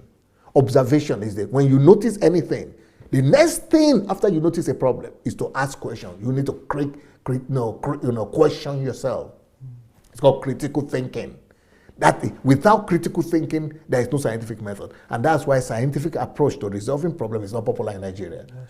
Because you don't question your leaders, you don't question your elders, you don't question anybody, you have to obey what you are told. That's why we will never get results. That's why we are not result-oriented. Mm-hmm. We are emotional-oriented. Mm-hmm. We are more, what do you call it? Sentimental, ephemeral kind of people. We are too sentimental. We base all our decision on ephemeral reasons or celestial reasons. It's all about religion or emotion. All right? But we need what do you call it? Empirical, not ephemeral, but empirical basis of decision making. We need empirical. And the only thing that could give us empirical decision making process is scientific method. So that is what we have applied to come up for the solution of this problem of lack of value in our country. So first of all, you see a problem, you ask a question, you go to season of brainstorming, and you discuss why this problem. You ask all kinds of questions. How did other people solve it? It is in the process of asking questions that I had to do research on all these countries that I've tried to introduce to create a new people. So I studied the way Singapore did it. I studied the way other countries did it, but it's a long way. So after that, after you ask questions, then you begin a process of research. Our people don't like research. We don't even have research institutes in Nigeria. Maybe we have them, but they are not prominent. They are too few. But research is my strength. I like to do research and strategy. So that's my strength. So from the research, we have a team of people. Like I said, we have a think tank that we're working with. Some of them are in Canada, some of them are in Nigeria, some of them are in the US, some of them are non-Nigerians, but we are working together. So after you come up with your research, then you must construct your hypothesis. The hypothesis is, okay, these are possible solutions. Can we solve this problem this way, the China way? Can you solve it the European way, the American way? We say, no, we cannot. There are many reasons for that. So then, but we don't just say we cannot. We came to a conclusion based on studying our hypothesis. We have to submit our hypothesis to experiment. These are steps of scientific method. So, and then after the experiments, then we ask ourselves the question, which one of them is working and which one of them will work for Nigeria? And that is where I get to your answer right now. Thank you. So what is our conclusion? After, we apply scientific method, there are two ways. One is to try to repair things the way they are. It will work because that's what they did in Singapore. But it took them 30 years. That's what they did there's a country in Africa that tried to do this, but it failed because they killed the guy. It's called Burkina Faso. And the guy that tried to do it is called Thomas Sankara. But because they killed him, that country went back to the place they started from. But anyway, so one of the things that we could try to do is to try to reform and start all over again and begin to now put things in place. So the way to do that is there are strategies and there are ways that it has been done and there are ways we could do it. So we should find out the source of values that we currently have. So what has made us the way we are? What are the source? What are the place or the places our people get the values that they are now exhibiting from? One, they got them from our tradition and our history. So we have to do something about that. Two, they got it from media. Media is a big factor in dictating who Nigerians become these days. Three, they get them from entertainment. Media and entertainment is like the same thing. Four, they got it from examples that they see around them. So now, then we have to discuss. So how can we correct because people become what they hear, what they see, what they experience, and what is prevalent in their environment. Environment plays 50% role in who you become. What is prevalent where you are. That's why if you go to America, you see a Nigerian that is born in America, you will not believe he's a Nigerian because he speaks differently, he behaves differently, because environment has formed another person in him. So, because that environment is another thing so the question now is that how can we remain in the wrong environment of Nigeria and try to repair Nigeria? That's why it takes all those countries that try to do that, it took them years, from 30 years and above. But we don't have 30 years in Nigeria. So what do we do? Because right now, if we want to go that way, it is very easy to try to reform. We need to do two things. We need to propagate and we need to legislate. Legislate through the parliament, through the law, to make them to legislate truth. They need to, first of all, find out all those value systems we're talking about and legislate that each one of those values must be implemented and inculcated into the educational system, into the entertainment, into the media, into the mosques, churches, into religious organizations, into all government parastatals. That is the legislate. We can do it, but you need somebody with willpower. You need government that is so focused. With an iron fist. With iron fist that will demand that people abide by them. Yeah. That is one, legislate. Then the second thing is propagate. Propagate is to flood the country with propagation and propaganda. You need massive efforts of social groups, pressure groups, non-governmental organizations, and everybody needs to buy into this, and the all citizens. So those are two ways that we can do it right now without changing much things. But the thing that I am proposing is to replace Nigeria, not to repair Nigeria. But before we do that, that is a whole new aspect of things. Because what I want to propose is that we should replace Nigeria. Replace Nigeria's value system altogether. But that is a much more challenging thing. But that's what I would do if I have the opportunity by the grace of God. Beautiful. Wow. I'm trying to look at our Or maybe we can do that next week. Maybe next week, yeah. Because I've already given a solution, at least. I've answered your question. Of course. And I'm very appreciative of that. What we're talking about here, for me, is I think actually it's according to the plan, to your something. It's very good. How can we change Nigerian value system? This is exactly what I give the answer to. But next time, how can we replace Nigerian value system? Exactly. So we're right. We're right on target. Dr. Sunday, just on a very personal note, this program for me is not just about hosting. For me, this is like you're releasing to me my calling and how to fulfill my destiny. Because of what I've come to discover to be God's call upon my life and God's mandate upon my life for Nigeria. And that's the reason why I don't take this program lightly at all. I might be hosting here, but all of the things we're discussing, for me, is like you are giving me, this is what you need to fulfill your destiny. And also feel strongly that this is not just restricted to me alone, because to Nigeria or to alone. Nigerians alone.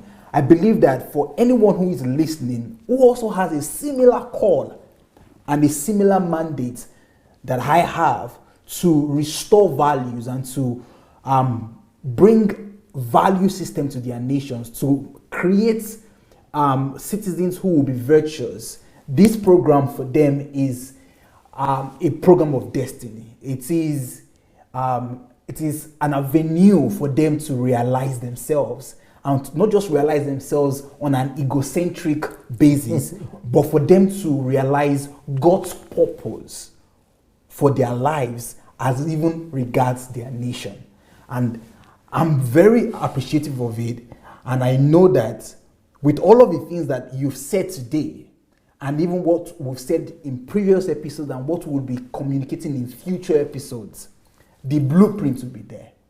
You know, it will be left for us to run with it. And I have other programs like Reconstructing Nigeria, and then Building a New Africa, Building a Nation. Building a Nation. So I have other where I'm talking about nation building principles. Yes. And you know, one of the things I think that we must do, and even when we get to Nigeria, is to make nation building I don't know if to make it a course or to make it a compulsory subject from the preparatory faculty or from kindergarten. That every night, you know, talking about how we have to put in content into Nigerians and how to define Nigerians, I feel like Nigerians, we have to be known as nation builders. We must train our people what it means to build a nation. Even if they would not be known as nation builders, at least they must know what it means and what it takes and how to build a nation. Yeah, because you know, it was when I came close to you and I started listening to you that I ever thought about you know, that there's something like nation building. You know, like there's something like nation building. I never thought there's anything like that. But this is exactly what imagine all your programs that you're doing right now, just about nations. I mean, which school teaches this? I don't know. Is there any program? I don't know if there's any course. I know people who went to the Kennedy School of Government in Harvard in America, and they came here after that, and they said they never heard what I'm teaching them in Harvard. Wow. Yeah. And I have about 10 people. And just for those who might not know what Harvard is not University of Lagos. So Harvard is like Harvard is like the best of the best. Elite. Yeah. Elite. It's like Ivy League. Yeah, the Ivy Leagues. So for people who went to Harvard to come and say that the things that they're learning from you are things that they were not taught there, I mean, that should make us realize that this is real gold. I'm trying to do a closed group mentorship for millionaires now, but for people who want to become millionaires. I'm thinking now that I'm taking a decision that one of these days I'm going to do a closed group mentorship for people who want to learn how to build nations, I think. Yeah. Or for politicians and for government officials, maybe for head of states. I would do on nation building. Yeah, nation building. I think I need to train some leaders, some national leaders on this. Yeah, of course, Pastor. In future, maybe next year I will do one. Great. Well, we're going to stop at this note today on how the question, how do we change the value system of Nigeria? So you said it, that for us to change the value system of Nigeria, there are two. Maybe we should call for calls. Yeah, we're going to before call you calls. come. So before we're waiting. All right. So if you would like to contribute to today's discussion, the way to do it is how we always do it. Just go to Facebook Messenger, search for Move Agents on Facebook Messenger, and write to us. Please don't call. Just write that you would like to contribute to this discussion, and we will be more than. We will call you back. Yeah, we'll call you back. We'll receive your call. All right. So speaking on what you said about how to change how we can change the value system of Nigeria, you said there are two ways we can do that. It's either we go through the legislation or through the propagation. That is with changing the value system. Because, we're particular about our words right now. Changing Nigerian value system, we can do that by legislation or by propagation. But talking about repairing is another replacing. Sorry, talking about replacing. Changing is the same thing as repairing. Yeah. But to replace is another ballgame, and I think that's what you said, that you used the scientific method to come to the conclusion. So that is one program that we look forward to next week. So for those of you who are watching, you already know the title of the program for next week. It is, how do we replace the value system in Nigeria? By the way, the next week program, I think we have to do it on Thursday. Yeah. On Thursday. So I think we better announce that. It will not be on Friday, to be on Thursday. All right. So, next week program, as Dr. Sono said, same time, but on Thursday. Same time, but to be on Thursday. So because I will be traveling. All right. So look, I think we have a caller. We have a caller already. Yeah. No. Okay. All right. So let's just talk quickly about this book. Week? Yeah. No, this book that is here. The book titled "The Life and Ways of Reformers and Revolutionaries." Tough. Looks great. Looks impressive. Yeah. And looks beautiful.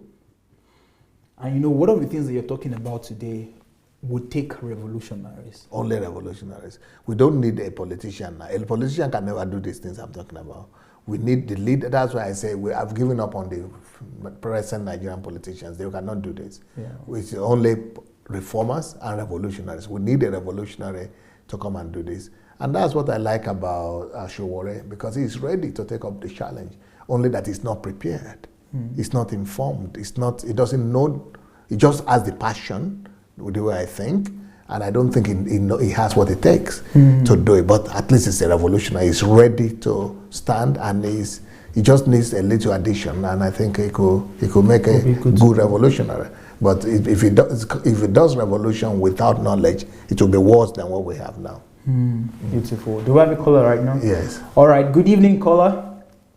Good evening. Good evening. We can hear you very well. Can you introduce yourself and where you're calling from? Okay, I'm calling from Germany. My name is Dan. Nice to receive from you, Dan. I was actually waiting. Yes, my pastor Adelaja have been actually trying to call. Your voice is breaking. Hello. When you were speaking on the. Hello, we lost you. The value system. We lost you, sir. System. You said you have been waiting. Okay, and I want to say, well done. No, we didn't hear you. You have to repeat. I've been waiting to call. Can you repeat what you said? I said I've been waiting to call on this value system. What's it called? Topic that we're talking about. Yes, sir. Yes. Okay. The one lovely thing I actually want to add to what you said, that most Nigerians don't understand what it takes to have the value to start a nation is. Your books have gone round. I know so many persons that have actually got the book through me in Nigeria today that I've read through, and they know these things. The thing is, the Nigerians that we have now. Wow. Hello? They've read this book. The problem is they are looking at someone that will come and put them through to the top for them to know to start the value system. The value system is actually the step that Nigeria needs to take, which the first thing is Nigerian in general have to understand that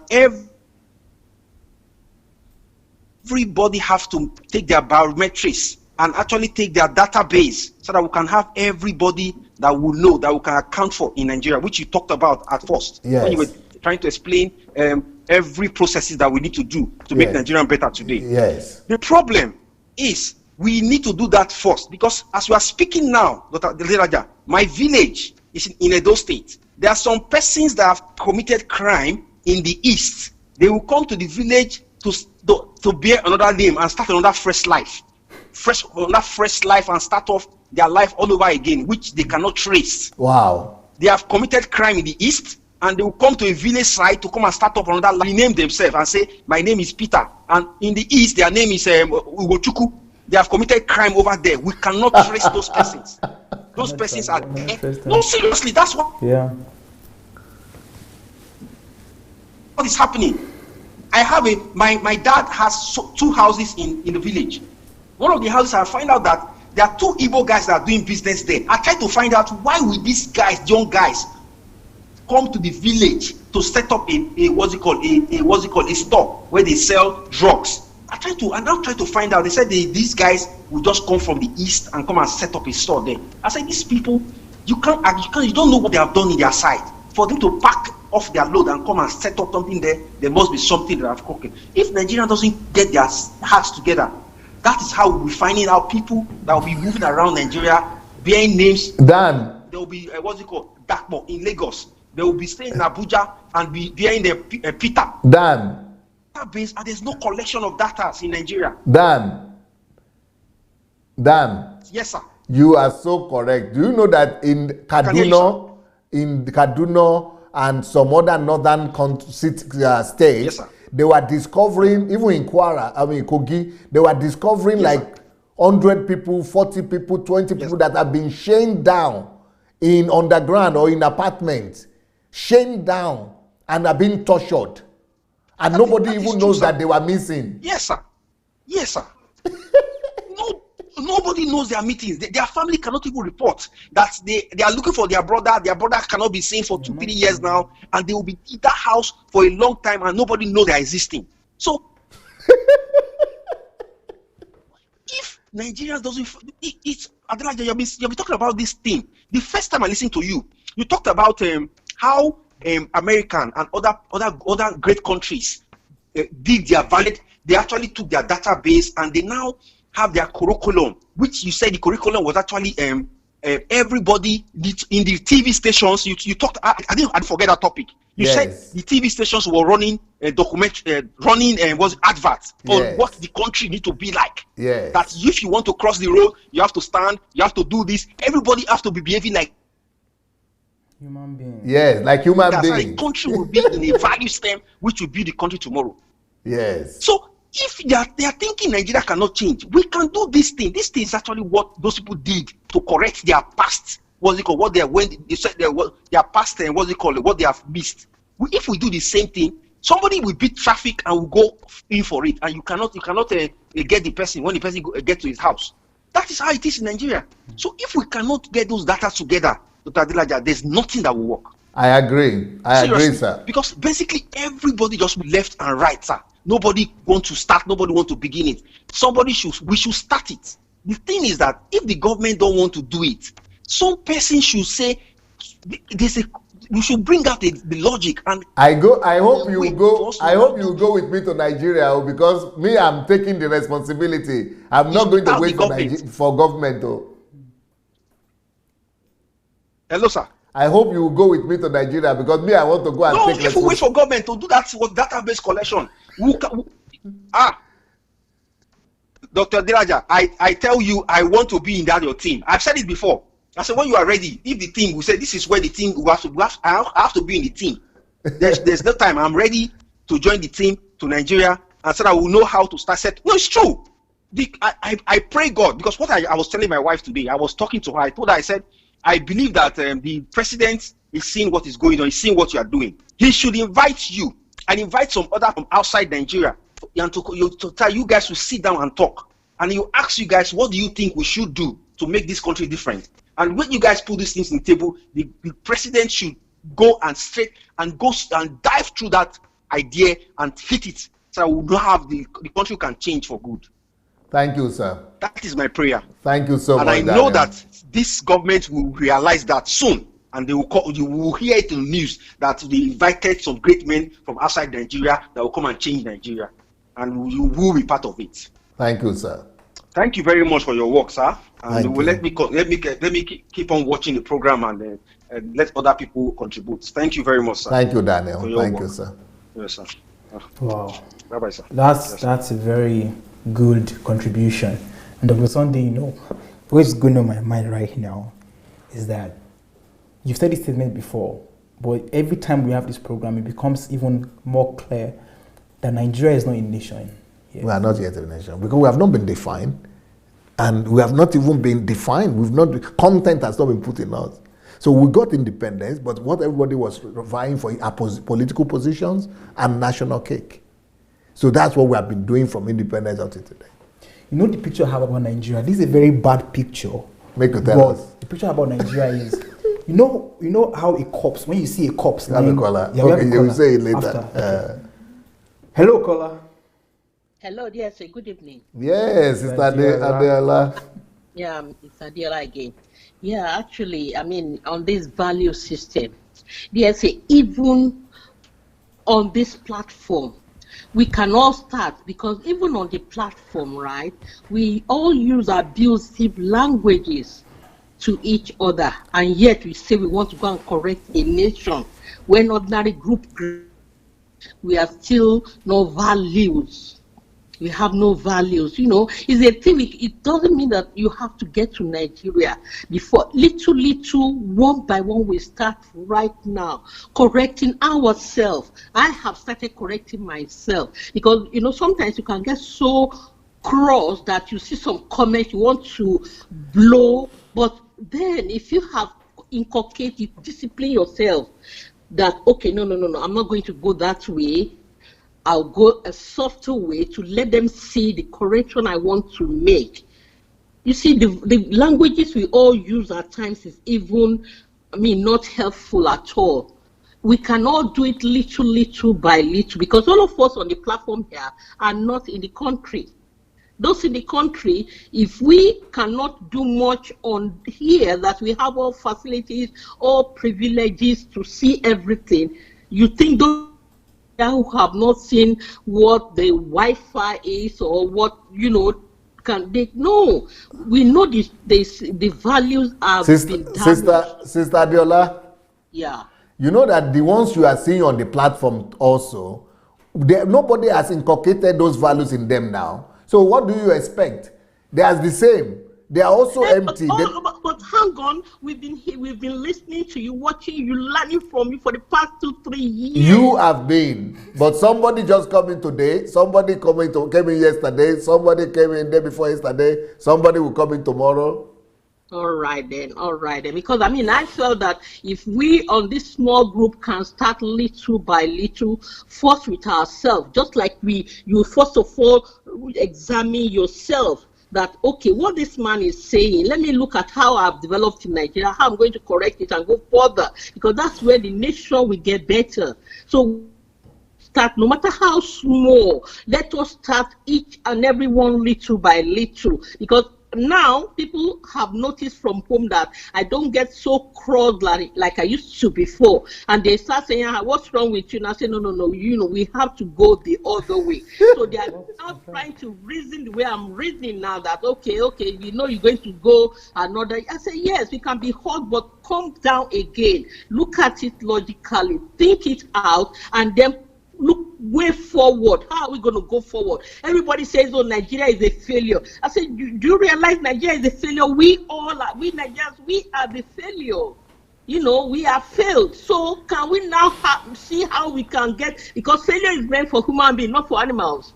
You know, so when you fail, you repeat and you pass. That's how we get there. We can become excellent as a nation later or sooner. You know, it's a really big job, because it's a multicultural society, multilinguistic society, so it's a very big job to do for Nigeria. But if we can start as little as possible, we will get there. It's not going to be like a snap of finger. No, you've outlined it out. It's not going to be like 10, 5, 2 years. No. It's going to take time, because this thing took time to happen. Because this was not, I mean, it wasn't this high.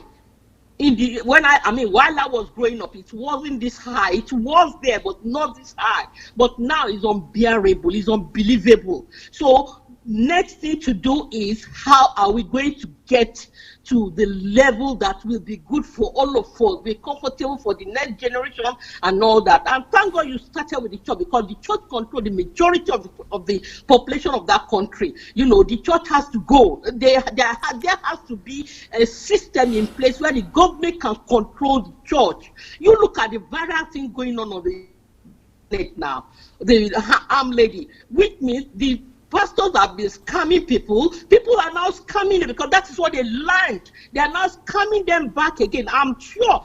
I wish TB Joshua be among those that lady went to scam, because Okafor is one of the big, the lesser GOs that controls crowd that is scammed already. And if these pastors knew that they were, because they can't collaborate with that lady, so they did not know that that lady has been going here and there to make thousands of money. Yes. No, they know. They know. There's a plan. They know. I spoke to some of them.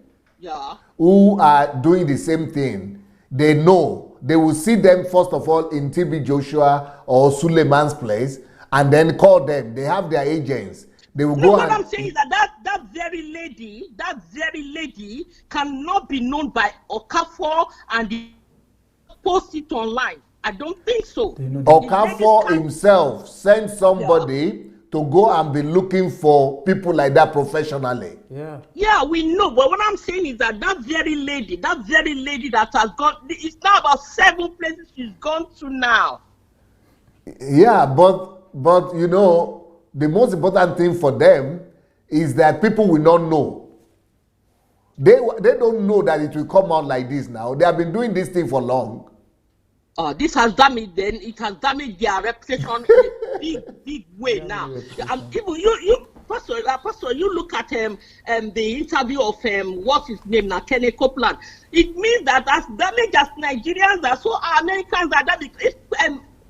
What's his name? Kenny Copeland, I say he can't fly commercial line because of the people are devilish. Then these same devilish people are now going to his church to contribute their own. Religion has been damaged, America damaged, despite the level of education, the level of wealth in America. We can agree that, yes, poverty makes religion damage Africa. What about America? And yet these people, he said that on, their own news is CNN, and yet they all had it, and they're still going to his church. I have some pastors are still posting Kenneth Copeland thing on their website. It's unbelievable. I mean, I just don't know what is going on. It looks like the whole world is in another mess. Education has damaged everybody. Religion has damaged everybody. But all we want is, at least if Nigeria can come out of this damage and come out fine. That's where we're going now. We're not going back. We want to go forward. We want to recover. We want to recover what has been lost. That's what our aim is. So we should focus on that. We are going to recover our values, our virtues, and our nation back. And we become a great Nigeria as one. Not all these divisions that is taking place. Because Benny, he came and prophesied. He didn't prophesy in America. He didn't prophesy in Ghana. Where he went to. He came. We are still struggling with the diversion. Somebody is now telling us Islamization. What do you mean by Islamization? For 16 years, Christians were the president. They never put their own faith into everybody's faith. Now Buhari came in, he decided to put his own faith into everybody's faith. You don't blame him. I don't blame him. So there's nothing like Islamization in Nigeria. It is just that, yes, a Muslim man is president, so he decided to show his faith to the highest level. 16 years, Christians were there. They did not show their faith to the highest level. Don't blame Buhari. Don't blame him, please. I don't blame him, because 16 good, the man only came 5-4. His faith is the highest. Some people were there, Christians were there 16 years. And even Oshibajo, second citizen, instead of him to look at how he's going to do, he's going to camp all the time to go and show this. We are fed up with all that. Anyway, we are going forward. The values is going to be restored. We will be doing it little by little. Let everybody start, being, more showing that, yes, this is what I am. As a Nigerian, this is my value. I want honesty. I want to be true with myself. People say you are crazy. Yes, if your craziness can give us fruit, that is the type of craziness I want to be. Thank you so much.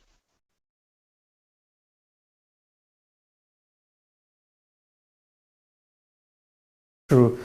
And I think it's time for us to actually awaken ourselves and to work on things that are very important.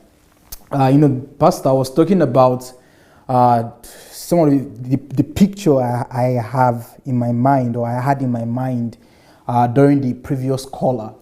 And I was saying that, you know, my very first exposure to a corpse for me is what I cannot forget in a hurry, because it was my first time of seeing somebody that was familiar, that I knew, and it was that same person.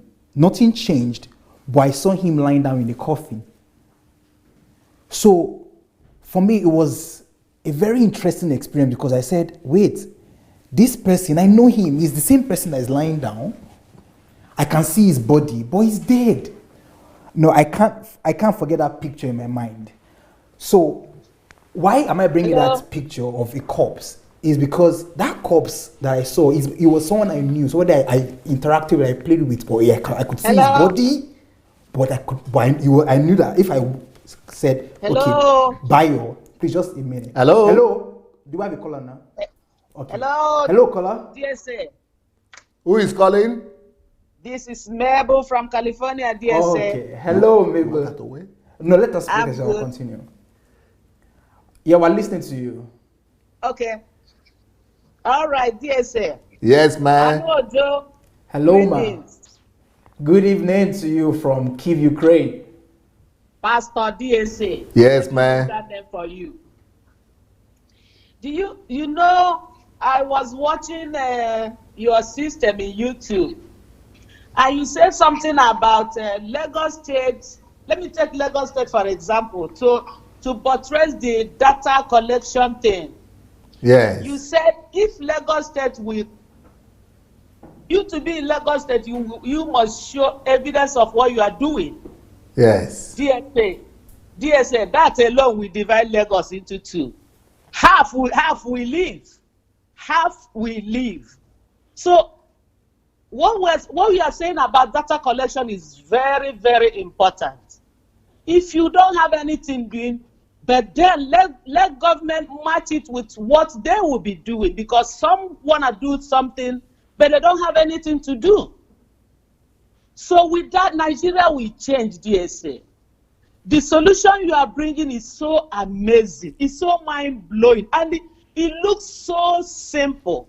And I trust Nigeria. If any law is put in place, let me tell you this, even here in US, just ordinary, just wind down your car and throw anything out. DSA, your ticket is coming with a... Nobody send you any message. Nobody send you anything. And when that ticket come 2 or 3 times, even you will want to collect somebody's own and put in your car so that nothing is on the road.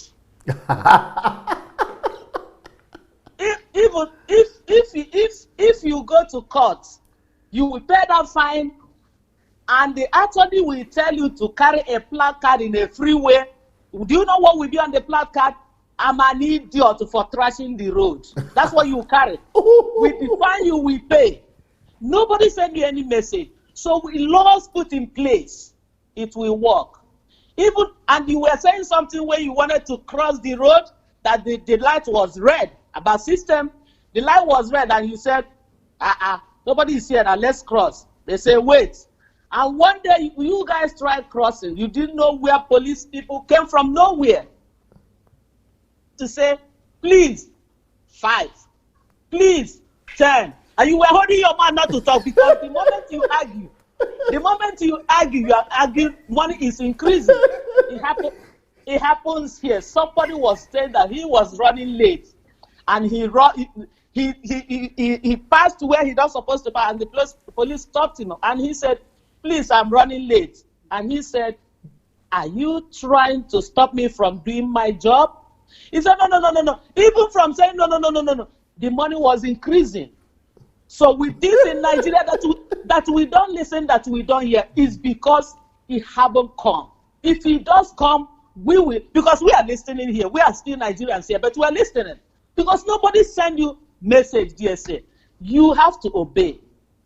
It's left for our governors and our government to put the laws in place. That is called legislation. Even the citizens, even check you.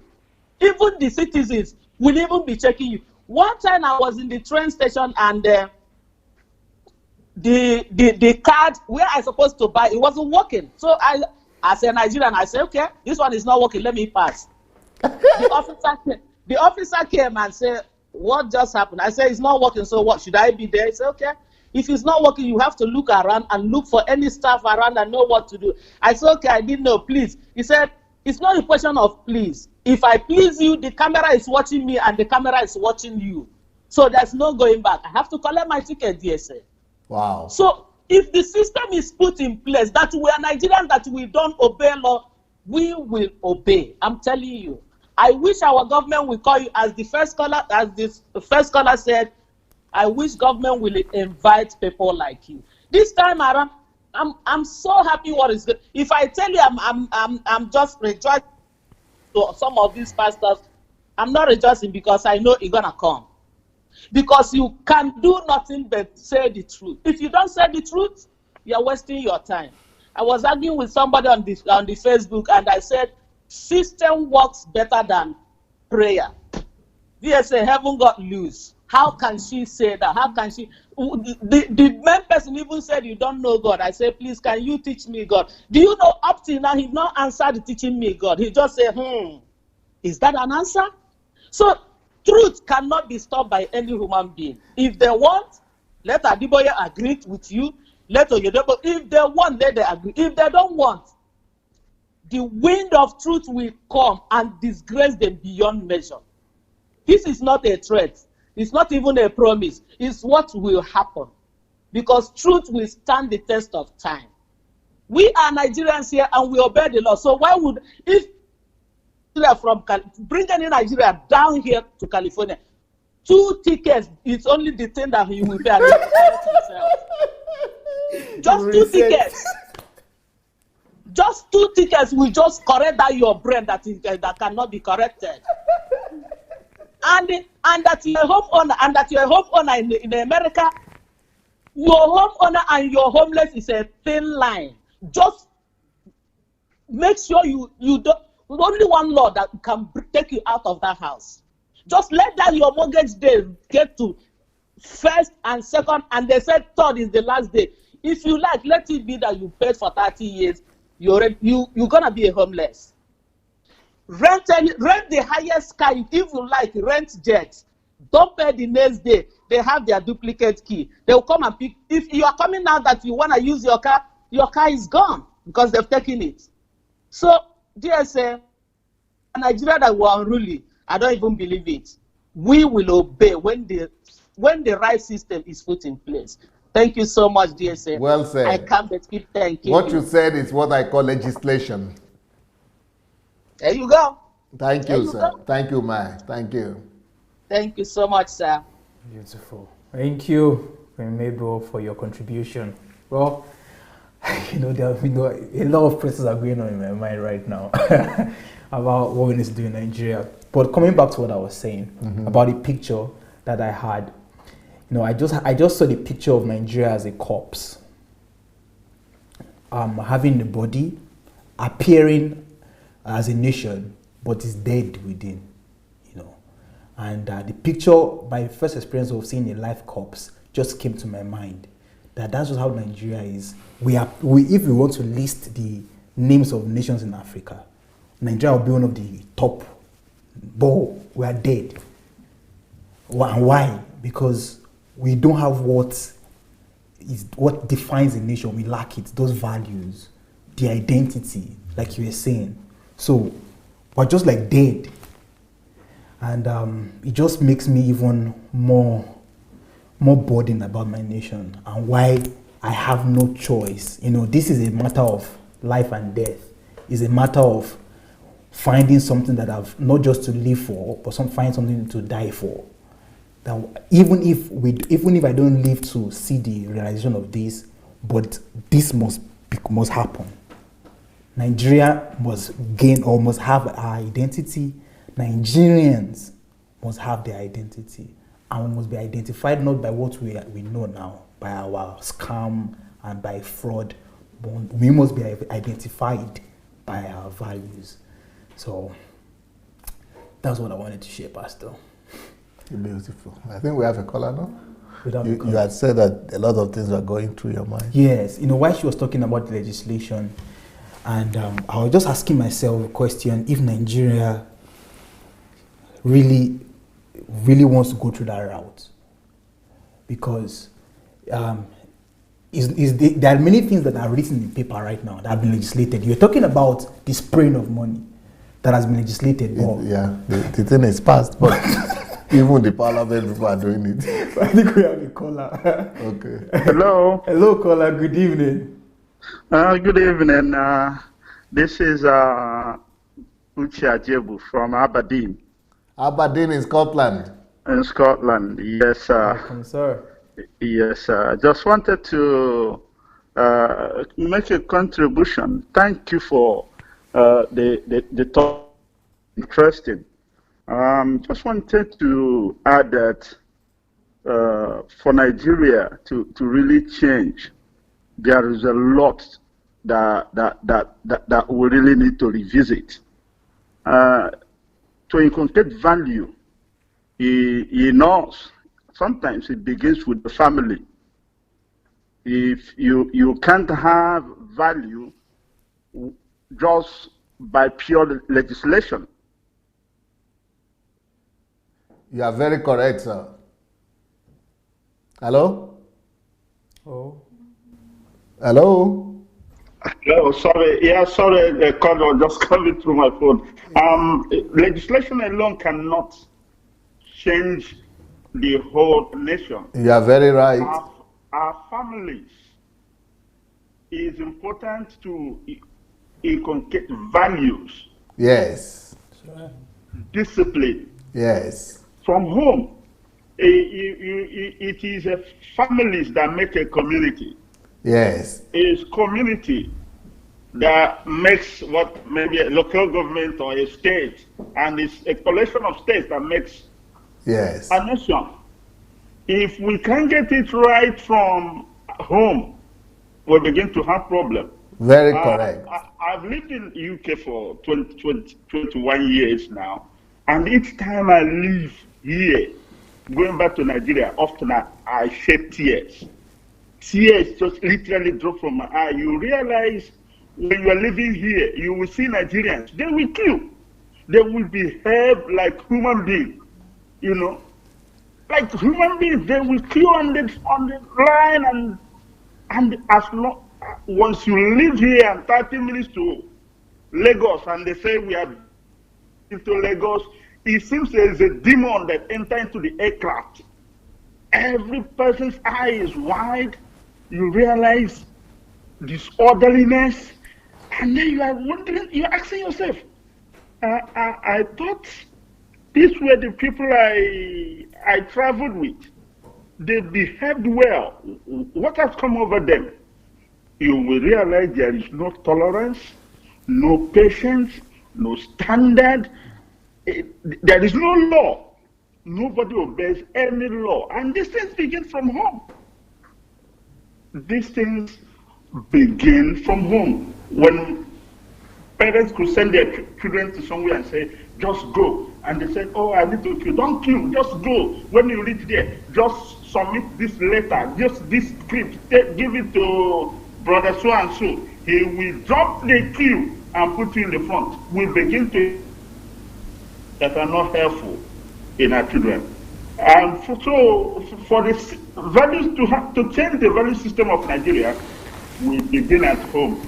Yes, the legislations will help, but if we have legislation and we don't have leaders who will keep to them, leaders who will not violate those legislation themselves, they make the law, they violate the law. If you've been to Nigeria, you will see. I've been to Nigeria and I see somebody, and they stopped me and said, sir, we stop you because you are going a roundabout. I said, but I'm already on the roundabout. Somebody was blocking me.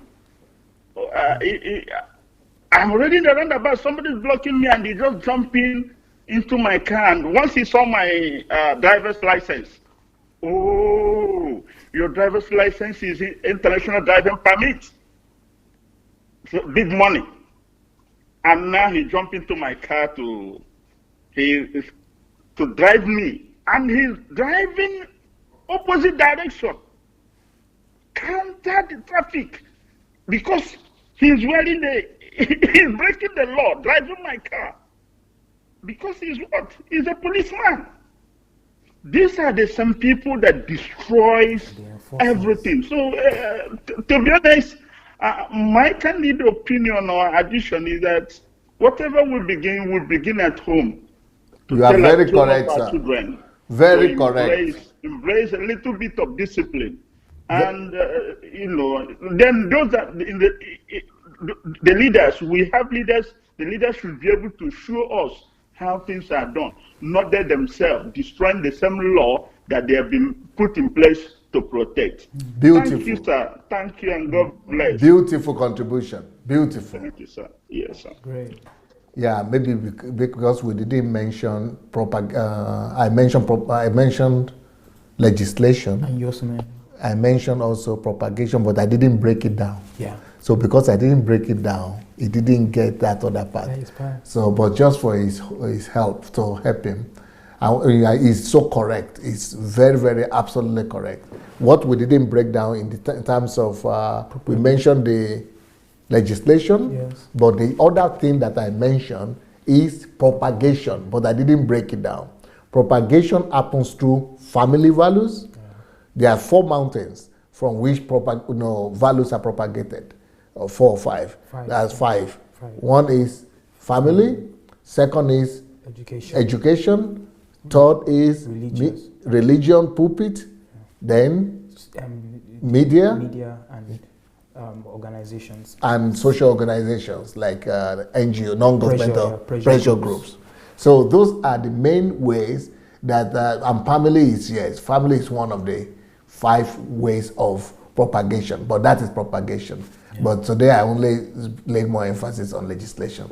And the caller, Mabel, also spoke about legislation. Yes. But the two have to go together. Yeah. But I said it, that yeah, either we go through that route of legislation and propagation, or what we are going to talk about next week. Very correct. And one of the things that you said is very true about Nigeria.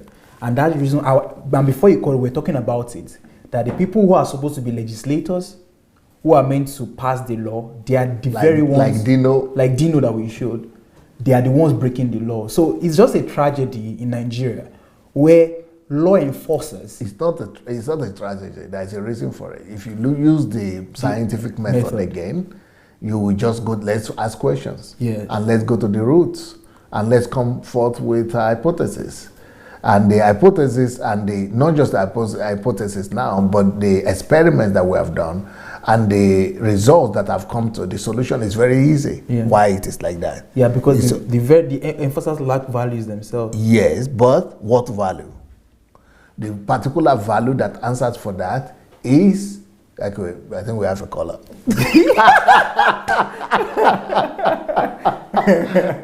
All right. There's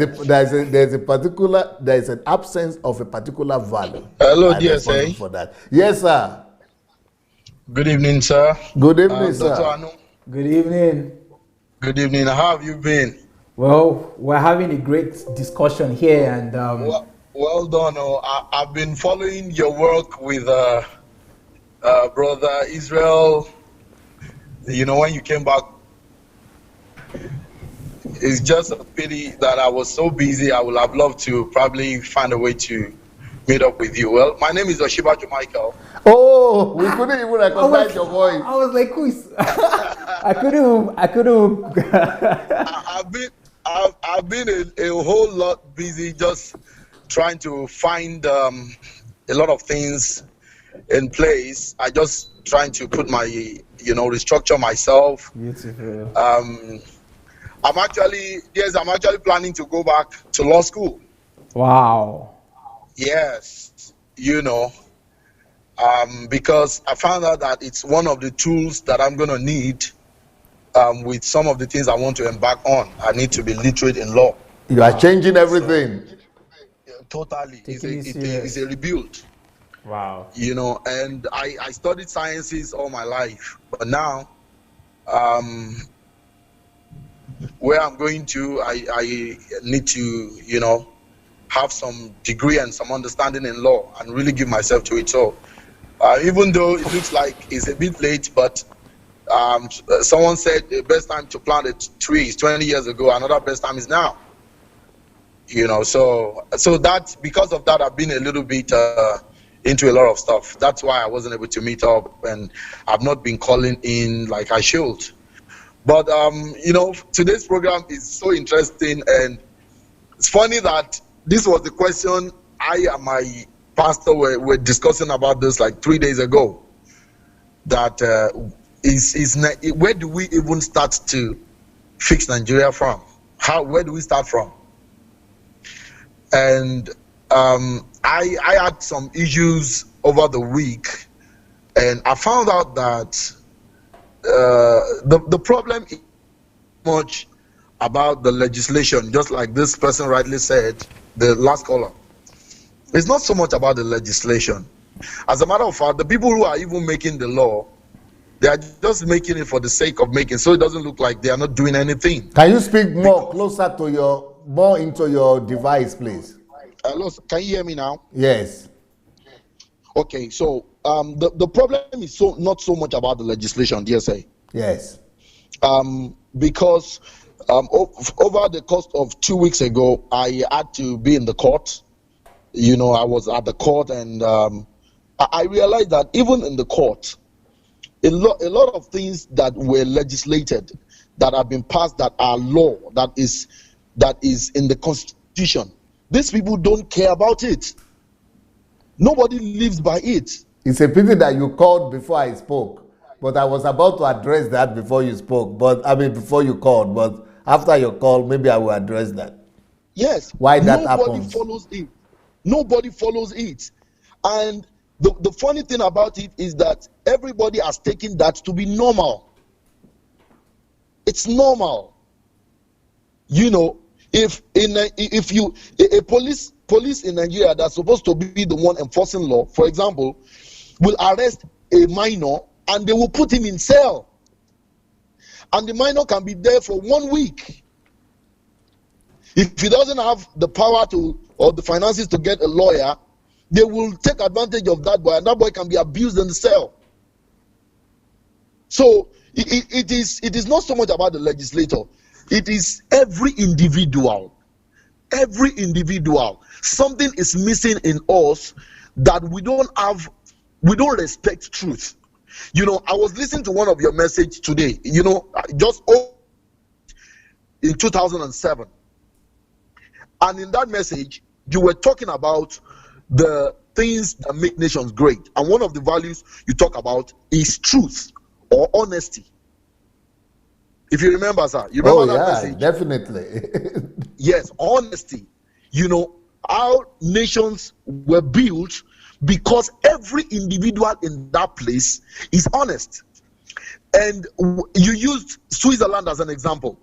You know, they are not one of the countries that have all the resources in the world, but they have built their country on a value, and one of their major value is honesty or truth and precision. And so everybody in that place, it has almost become like a DNA thing for everybody in that place. So it doesn't matter whether by tomorrow they stop going to church, or whether in the next 5 years they are not even, you know, any God anymore. That value has been embedded in their system, that they have become a nation that even the people who are deprived of value, people who have sold their value to money, are now even coming to them and bringing their own wealth to them. So the same thing in Nigeria, everything is so bad that it doesn't matter what the laws. Sir, the laws are being made every time. Let me give you an example, sir. Do you know that they have passed the bill to prosecute estimated billing? Like in Nigeria, I don't know, maybe you might not understand that, but I think Dr. Anu will understand. Where you just estimate that this house, so this month you have used 20,000 naira light, 40,000 naira light, and you just give them and they have to pay. There is no precision. There is no system of precision. So the legislative arm of government bill to prosecute that bill, that estimated billing. But sir, do you know that the people who are in charge of that system, they do it, and there is nobody to question and say, but this thing has been stopped, and so they still do it, and you cannot even bring it up. It's not going to fly. So it starts from every one of us as individuals. Something is fundamentally wrong. DSA, please, I don't know how we are going to. I'm actually thinking, I want to ask you, sir, in a system where everybody in Nigeria has seen the wrong things, the vices as a norm. Nobody, if you are even trying to even talk about it, or you are even trying to do things differently, in the police station, let's say they tell you that you are supposed to bail somebody. In the police station, they say bail is free, right? But if you now go to the police station and say, but bail is free, because of that, you know, for even saying that this is your right, and your own people are going to be blaming you. Why didn't you just give them money? You should have given them money. Now, if you have given, you know that's the way they do it. And you are trying to say no, but it's not supposed to be like that. They say no, you cannot change the system. So you just have to follow it. If you are trying to change the system, you suffer. So DSA, when things like this happen, how do we change it? Where do we start from? Okay, Michael, where do we start from? It is obvious you didn't listen to last week's Fixing Nigeria. That was the exact Okay, question. no, I did not. I missed it. It's very clear. Nigeria, the answer is this. I will say it in one thing. Then you should not miss next Thursday, next week. It's not going to be on Friday. It's going to be on Thursday next week.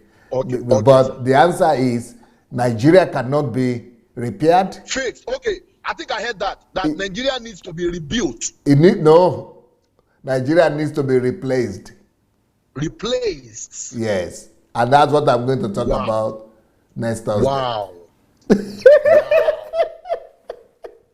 Wow. Because DSA, it makes so much sense. It makes so much sense because I don't see how I don't see how this country can be fixed. You must listen to last week's. Is it last week? And last week this was last week. I will go back and listen to this you broadcast. Go from the first episode. Go from the first episode. 2 episodes. We had 2 episodes before now. Yeah. Okay. Yes. Okay. Because what you just said now, we addressed it in the very first episode, that is Nigeria fixable. Okay. So it's good if you go to the first episode, watch it. Second episode, watch. That's last week. How do we begin the process? That was last episode. I'm really interested. Yeah. I'm so interested. It will be interesting, I believe. I'm so interested. Where do we start from? Wow. Thank you so much, Michael. Thank you. Yes, thank you. Well done. Dr. Anu, well done. Possible. You know, just we need this information right now. Because some of us really want to be part of, seeing changes. We are doing things in our own little way. But, to be able to see the effect of those things is like dropping a drop of water in the pool of ocean that you can't even feel the effect. So I'm really interested. So I'll go back, after this broadcast, and I will check the 2 previous broadcasts, and I'm really interested in it. Thank you very much, DSA. Thank you, sir. Thank you. Yeah, bye, sir. Thank you. Dr. Sunday, you were about to say the value. I don't know if you already mentioned it, but you were about to say that the value that is missing, or maybe not a value, but the reason behind why. No, we say the reason for all this problem is absence of value. So I want to tend to mention exact value, exactly. The exact value that makes legislators and law enforcers to legislate, and then they themselves are doing the opposite. Yes. Or law enforcers who are supposed to, even in court, they do the opposite. Yeah. So the reason for that is very clear. It's not just they who are like that. The whole country is like that. Just like he said, everything he said is correct. Mm-hmm. And the man from Aberdeen also, everything he said is correct in that sense. And the reason is because that's why I said Nigeria cannot be repaired or, corrected or whatever you say, changed. Yeah, changed. It can only be replaced. Yeah. And we have a caller. Okay. Let's start. No, next week I will come and answer the question next week. And it's like, I'm waiting for you to say the value, but it's alright. We have the caller. Hello, caller. Dear sir. Hello. Hello, caller. Hello. Hello. Who is calling from where? Good evening, dear. Good evening, dear sir. Good evening, sir. Is that Andrew? Yeah, let me try to. It's like okay. It sounds like the guy. Okay, can you hear me? Okay, yeah. Yes, Who is calling from where, okay, sir? this is Daniel Adelaja, calling from France. All right, Daniel. Yeah, I'm fine. So actually, well, this program I joined halfway, so I just came back home, and since over 1 month now I've been following you. Though I know about you, I've read about you, basically the minister of God. Then I didn't know much about you actually.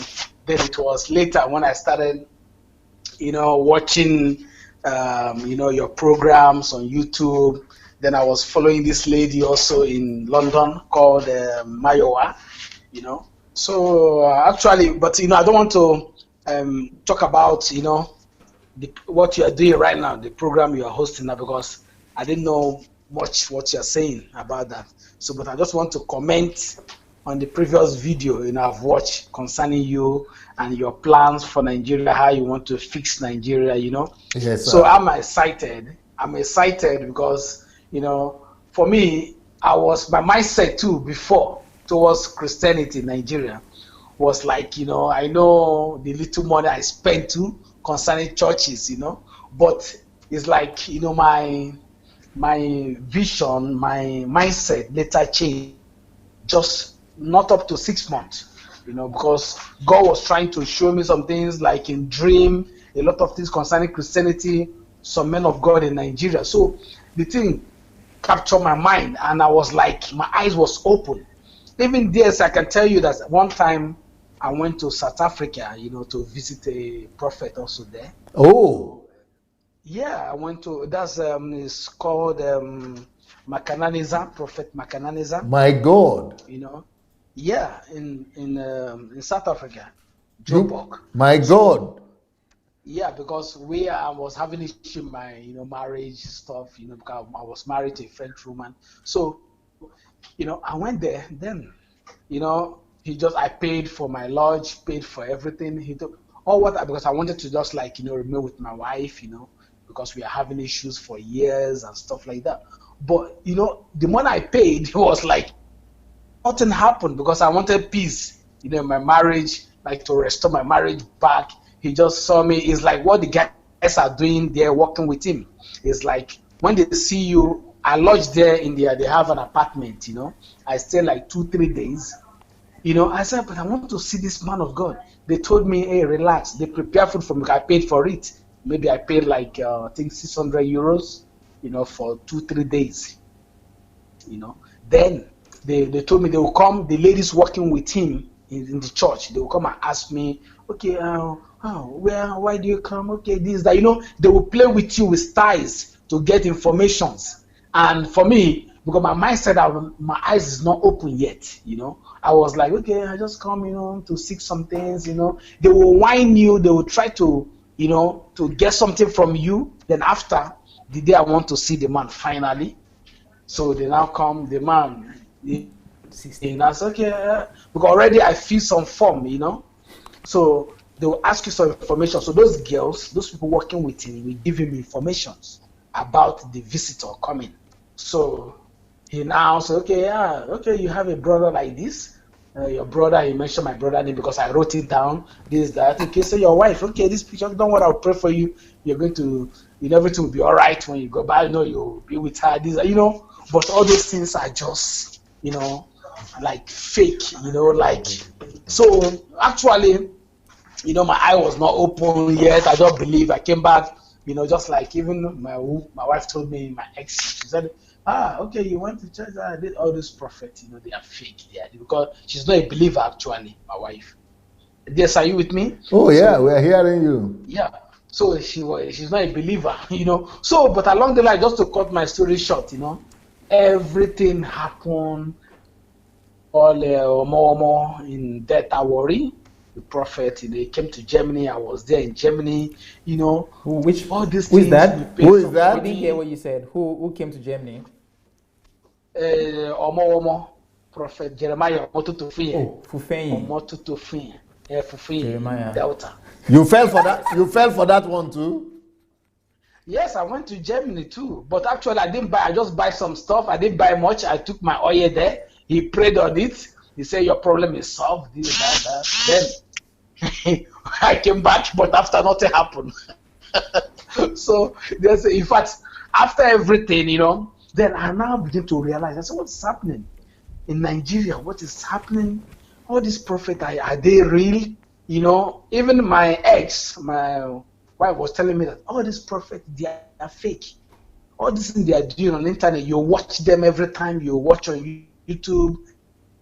So later I begin to realize, that all these things they are doing is just fake, just mindset. And the people like we Nigerians, many people who are Christians, our mind, we cannot change. It's programmed. I can see how they attack you. Yes, I can see how they attack you on social media. The DSA is this, is that, is not of God. But I try to, because for me, my own mindset has changed. I've realized that I can talk to my God direct. I don't have to call a man of God, because before I pray, hey, the name of this prophet, this for me, But I now realize that I can pray to God direct. I don't need to call one man like me, just somebody, just to call somebody and say, hey, this is the God of so person, to answer me. No.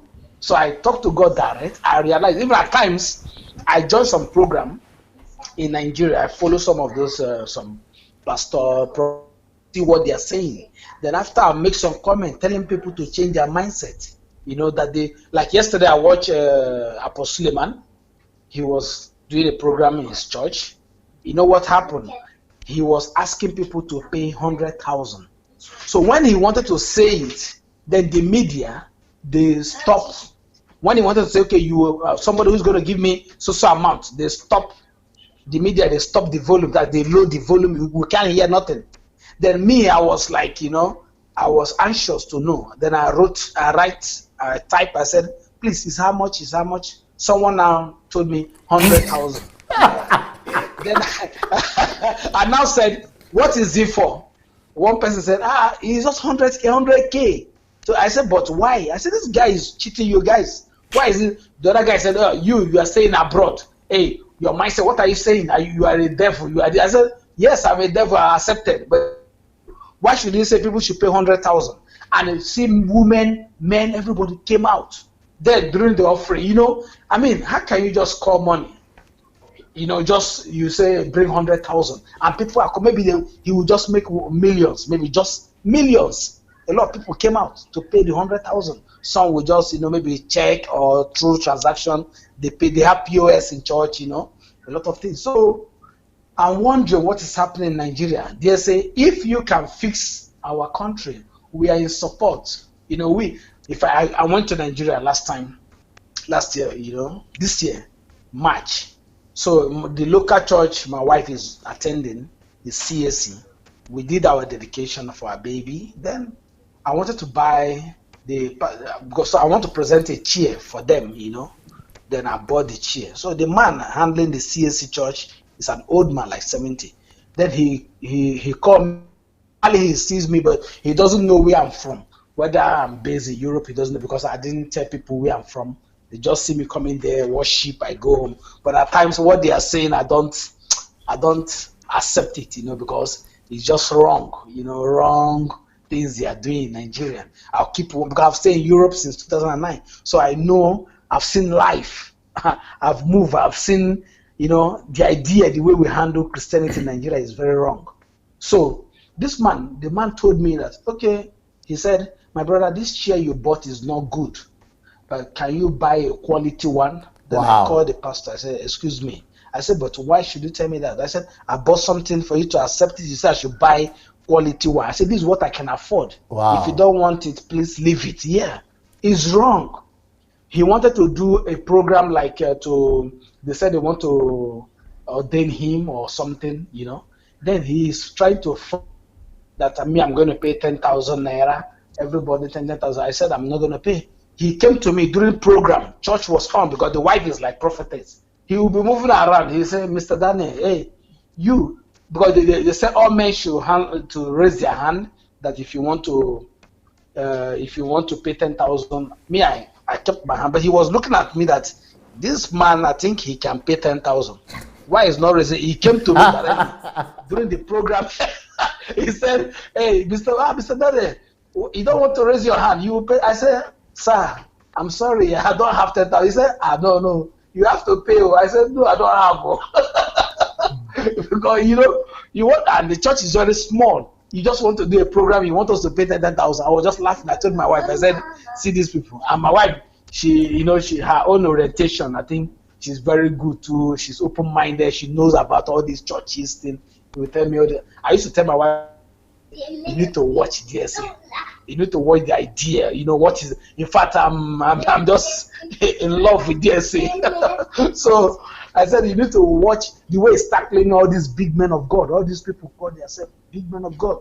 They are caging people, using people to make wealth. Nigeria. And when you talk to them, they will call you a devil. When you talk to anyone, they say, 'No, this man is like you are possessed now.'"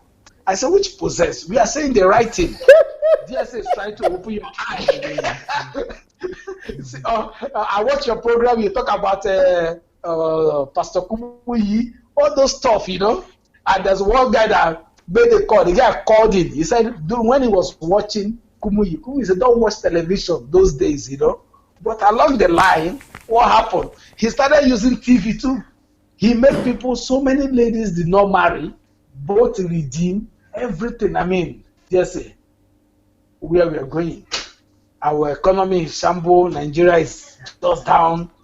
Me, I love Nigeria, my country. And I used to go to Nigeria every year.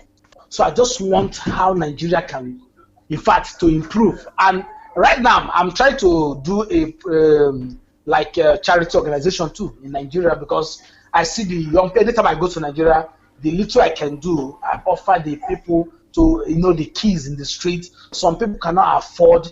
I go to market one day in Ikorodu because I stay in Ikorodu. I saw an old woman, like 70 years. She's selling kola nut, small. I said, "Mama, this woman, the business is not up to 2,000 naira. I felt bad. I gave her what I have in my pocket. A lot of people are suffering. Nigeria, our government is not doing nothing.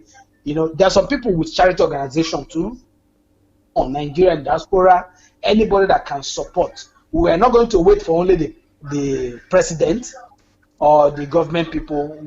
All of us, is our responsibility, because as we are in Europe here, DSA, if I see things, it's like a shame. I will say, what is happening in Nigeria? We are so rich, we are so blessed, we have resources, but the people handling us, they embezzle the whole money, and people are suffering every day. We don't have good road in Ikorodu. Where I stay in Ikorodu, no good road. Right. Bad road. Very correct. So not in DSA. So DSA, maybe I'll just have to allow maybe another caller to call in. So thank you so much, Daniel. Next program, yes, sir. Maybe next program I will follow up too, and then I'll try to contribute another one. But I just express some things, my feelings, how I feel concerning our nation. What you have been doing, sir, you are doing a great. You have to go back and watch this full program. Yes, I will do that, sir. I used to watch a program. Anyone you do, in fact, if I'm not even, I will make sure I'm watching it. I will just have to listen to watch everything you are doing. So I'm impressed. I'm happy. Like people like you who are saying the reality, because I cannot imagine a man of God come out like this and say, "This man of God is bad. This one is like this." I say, wow. In fact, it can happen like this. Other ones, people are just like, what is happening to this DSA? Why is he saying that? Because, sir, I remember one day, there's one woman I used to follow before. I just watched her program in America, a Nigerian woman. At that time, I never follow your program, sir. So she just like, she's a prophetess. I don't want to mention her name. I forgot it. I blocked her from my Facebook. Whatever. She said, "DSA, you are possessed. DSA, why you doing this? Adelaja in Ukraine. I said, what is happening? Me, I don't know. I said, but I know the name. I know Sunday Adelaja, the pastor in Ukraine. But I never follow your program. I don't know, but I've been hearing rumors. So the woman was like, chanting on Facebook, DSA, you have to repent. You have to do this. I was wondering what is happening. Sir, is when my eye opened and I realized that all these people, they are trying to cause problem in Nigerian Christianity. They want those evil ones to continue with their bad ways, trying to, enslave people in their shrine. They use juju in their shrine, and people are going every day. The Nigerian people, some youth in all these big churches, they don't go to work. In the morning, they go to program inside church. Stay there crying, say, money, you will make money, riches, money. Imagine, finally, imagine that Prophet Jeremiah. There's a day, because I used to follow him before. When I saw that he followed this Bushiri in South Africa. And now, asked one of my friends, I said, this Jeremiah, how can you follow Bushiri? Because Bushiri is a criminal. I've watched him. This guy is a criminal. Then why should he follow him? Because I thought maybe him is a good, because my eyes is not open yet. My mindset is not open. Then, one day he said, people with telephone, people with computer, that your computer will be repaired now. And some people come and testify that the prophet has prayed and their computer is now working. That the phone that is dead for many months is now working. Then me, I look at this Jeremiah, I say, no. This one don't pass my power. This is fake. Yes, so that's just my contribution. And then I pray that God will empower you more. And then God will set you free. Go to our country to do great things for us. We are going to support you whatever we can. Thank you so much, Daniel. Great work. Thank you. Greetings to the family. Yeah, thank you, sir. Blessings. Bye, sir. Okay, bye, sir. All right. So thank you very much, Daniel, for that. You're welcome. He said he's a month old. So, wow, it's a well of treasures. So, if I'm sure you've discovered Dr. Sunday Adelaja on YouTube, that's his channel. So do well to get more. Dr. Sunday, do you want to mention the value, or we receive the next call? Well, since since we say we are going to continue next week, maybe you could ask me the question next week. Have you made the call already? Because we have a caller. Yeah, we have a caller. So I don't want you to start and then. Yeah. Let's get the caller. Let's get the caller. So this is the final call for today. Hello, caller. Good evening. Good evening. DSA, this Pastor Wellington. Pastor Wellington. It's a bit. How can you forsake us like this? I know you are not forsaking us in the spirit, but at least we needed to hear your wisdom also now. No. I'm always with you. We thank God for the wonderful work. And Doctor, I know we really thank God also for you. Thank you. And I so much love the topic of today. That of today is really, really interesting.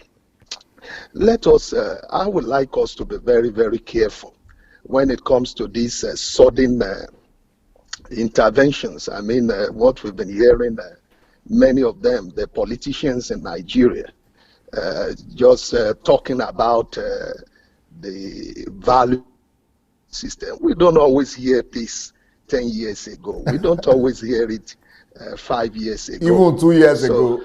Even 2 years ago. So without doubt, these people have been hearing you. These people have been somewhere there secretly reading your books. So, and if it is just to say it out without doing anything, we must not rely on them. We shouldn't be deceived at all. Using the same words. We must not believe what they are saying. So that is one. Two, I so much love the spirit of Shuwere. The only problem we have here is a guy that is not well informed. Yes. And he doesn't have the necessary informations. I mean, Yes. how to go about it. Yes. I'm praying for his release. Yes. Not only praying for his release, but readiness to learn. Yes. It's not all about going to school or all about, having all what every one of them go to school to acquire. But at least we need to learn from those who have it. And by the grace of God, we've seen it in you in Ukraine, and you have been tested. You have been seen. We've seen proofs that really you have what it takes to even teach people like him.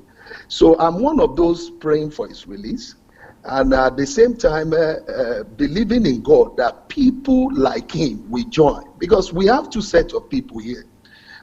We have the majority in the house who are with information. Many have the information, but they don't have the boldness. They don't have the spirit. They don't have the spirit.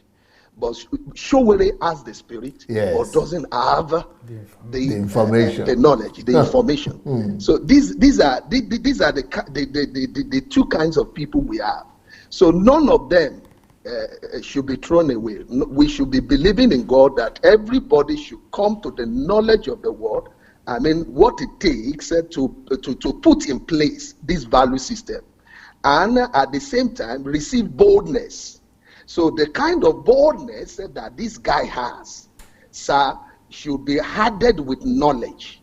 And this is how we can take back what belongs to us, yes, in that nation. Not in a violent way, not in a violent approach, but with knowledge. Yes. That is true. Number 3, I also in the teachings, I mean in what you taught us today, I also saw the need for us to come up with how to double cross these politicians, or all these people, the men and the women in the system, those, yes, that one we consider to be the cabals. Okay.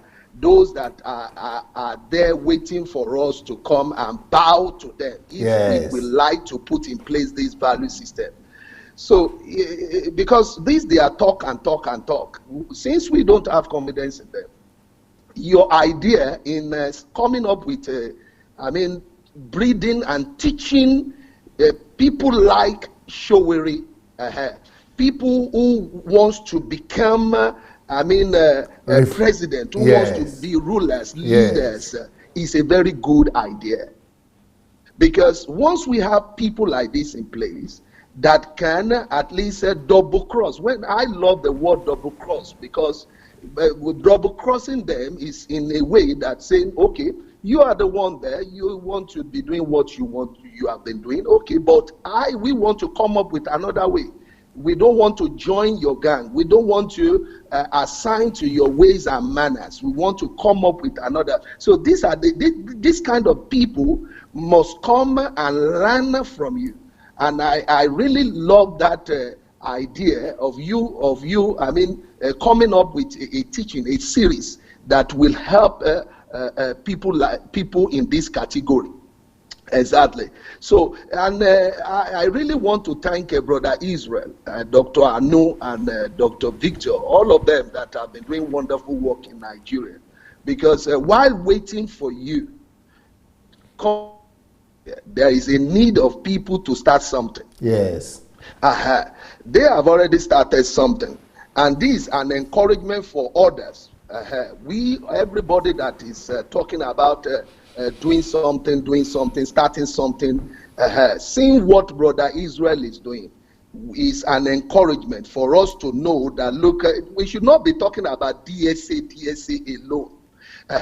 We should all catch this spirit. We should all understand that to put in this value system cannot be the making of one man.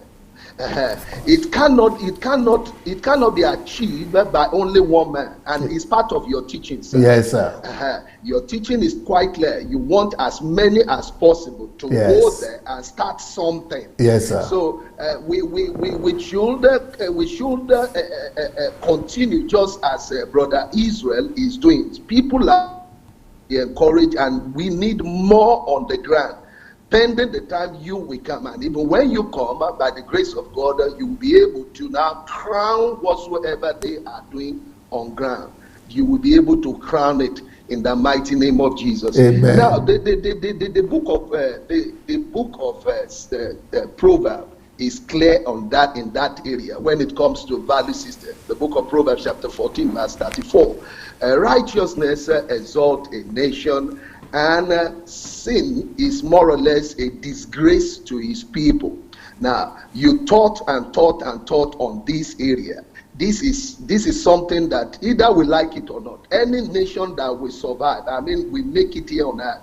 We have people that we love to live rightly, must imbibe, must love this kind of value system. Put a value system that everybody will work and fall in line with. So if Nigeria continues this way, if African countries continue this way, they will just be operating with a false hope. Now, what I mean by a false hope is that, look, we keep on hearing that this is the way out, but we don't want to do what is expected of us. So by the time we just keep on hearing, what we will be doing is just false hope. And this is what many that have been talking about Nigeria have been doing. Yes. Many are just hearing Nigeria will be good, things are going to be more better. Even people on many people on the DSS platform, sometimes when I read it, I just see, look, everybody wants things to be good, but not everybody really want to engage himself in making it possible. It's very, very important for us to love that righteous way. Bring about that rightful way of living in Nigeria. So not only should we be expecting it, but we also should be part of it. This is how that nation itself can change. And that this is how what we are hearing can bat hope in us. Not just we hearing it and that we are not doing anything about it. More or less, it creates frustration, and at the end of the day, we see nothing happening at all. You made mention, let me end it this way. You made mention of something last, I think it was early this year, that you would have so much liked if there would be no more elections in Nigeria. I don't know, do you remember? Yes, remember? Sir. That you would have so much preferred that there should be no more election. Now, yes. You did it, but I went, I took that word and I really studied on, dig deep on it, and was able to come up with something. And what I saw there is that, look, this false hope that we are talking about, if we want to do away with it, and that we just continue planning, coming up with another president, we've just finished one election now. Everybody's already talking about 2023, and not only 2023, they're already preparing for after. Now, and it's always the same, the same old way, the same false hope, the same false hope. Nothing changed. We have never seen a change in the system. So if we can just stop all these things, I know you are more or less you are one of those that supported Buhari. I have never been either PDP or even APC. But what I'm saying here is that it could have been better if we can have a standstill. Let everything just stop. Yes. If really we want to face reality, if really we want to bring about that change, we want to see those value system in place, following all what you have been teaching, many of the things you have been giving. let us observe a standstill. Yes. Let everything stop. Yes. If we will be contesting for another election, we'll be wasting our time. Yes. Once we come to this reality and that we now start working, then maybe in the next 10 years we can be talking about another president or going to the vote, Yes. or vote, choose another. I know many people might not love this, but we always say the truth is bitter. But this is exactly how we can come out of it. Now, for those who have been talking about the dividing it, let the Oduduwas take up their part, the Biafra go on their part. Look at it there. They are just deceiving themselves. Why am I saying they are deceiving themselves? Even among them, they will still find the same problem. The value system. The value system is missing among the Igbos. The value system is missing among the Hausas. It's missing everywhere. Here in France, that I am here, sir, we have more than 2-3 of them that came together to form France, and not because they want it, but things force them to just come. And that, sir, there are laws. They are put in place that makes it easy for them to cohabit. And it has cost them years to put it in place.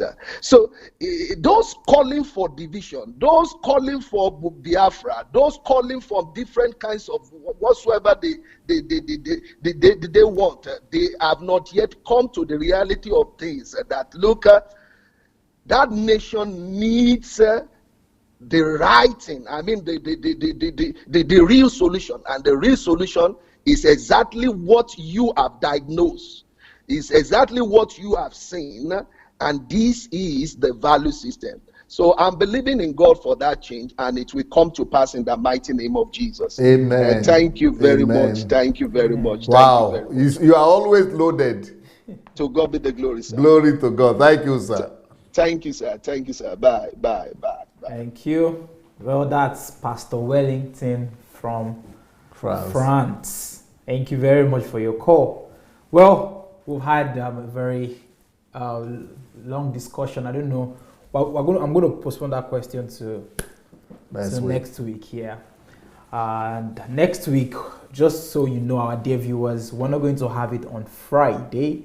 As usual, it will be on Thursday, 7 p.m. So 7 p.m. on Thursday, we'll be having Fixing Nigeria. And you want to join us next week because we'll be speaking on how do we replace the value system in Nigeria. I'm trying to get used to the word replace. How do we replace? You wanted to say repair. Yeah, but how do we replace the value system in Nigeria? That will be the discussion next week. It's going to be, I believe it's going to be insightful. Just get ready to learn. I remember the last week, it was a learning experience. This week also is another learning experience. Every week, every episode is a learning experience, Dr. Sunday. That's why you can never say you know what he's going to say. Because until when he opens his mouth, you just listen and be like, okay, I did not get I didn't know this was going to come. Well, Dr. Sunday, thank you so much for today's answers. Thank you for your contribution. We look forward to next week's episode on how do we replace the value system in Nigeria. I'd like you to give your final words. Well, this is the latest book that we've just released. It's released by one of my disciples who is from Zambia, and it's released for all of us because his ways is the life and ways of reformers and revolutionaries. Not just of myself, but he used me as an illustration there. But it's for all of us to learn how reformers and revolutionaries, what are the things that makes you to become somebody like that. So to get the books, you can go to Amazon, and then you can get all my books on Amazon as well. And in Nigeria, dsabooksplanet.com or on okadabooks.com. The other books that will help you to know this topic more is The Calling and Purpose of Nations. That is where the 20 value systems are. And then the other one about the values that build a nation is The Value-Driven Nation. And concerning the history of Nigeria is the Nigeria and the Leadership Question. That's just about our history, if you want to know more about history. So that's it. And keep on educating yourself. Peace.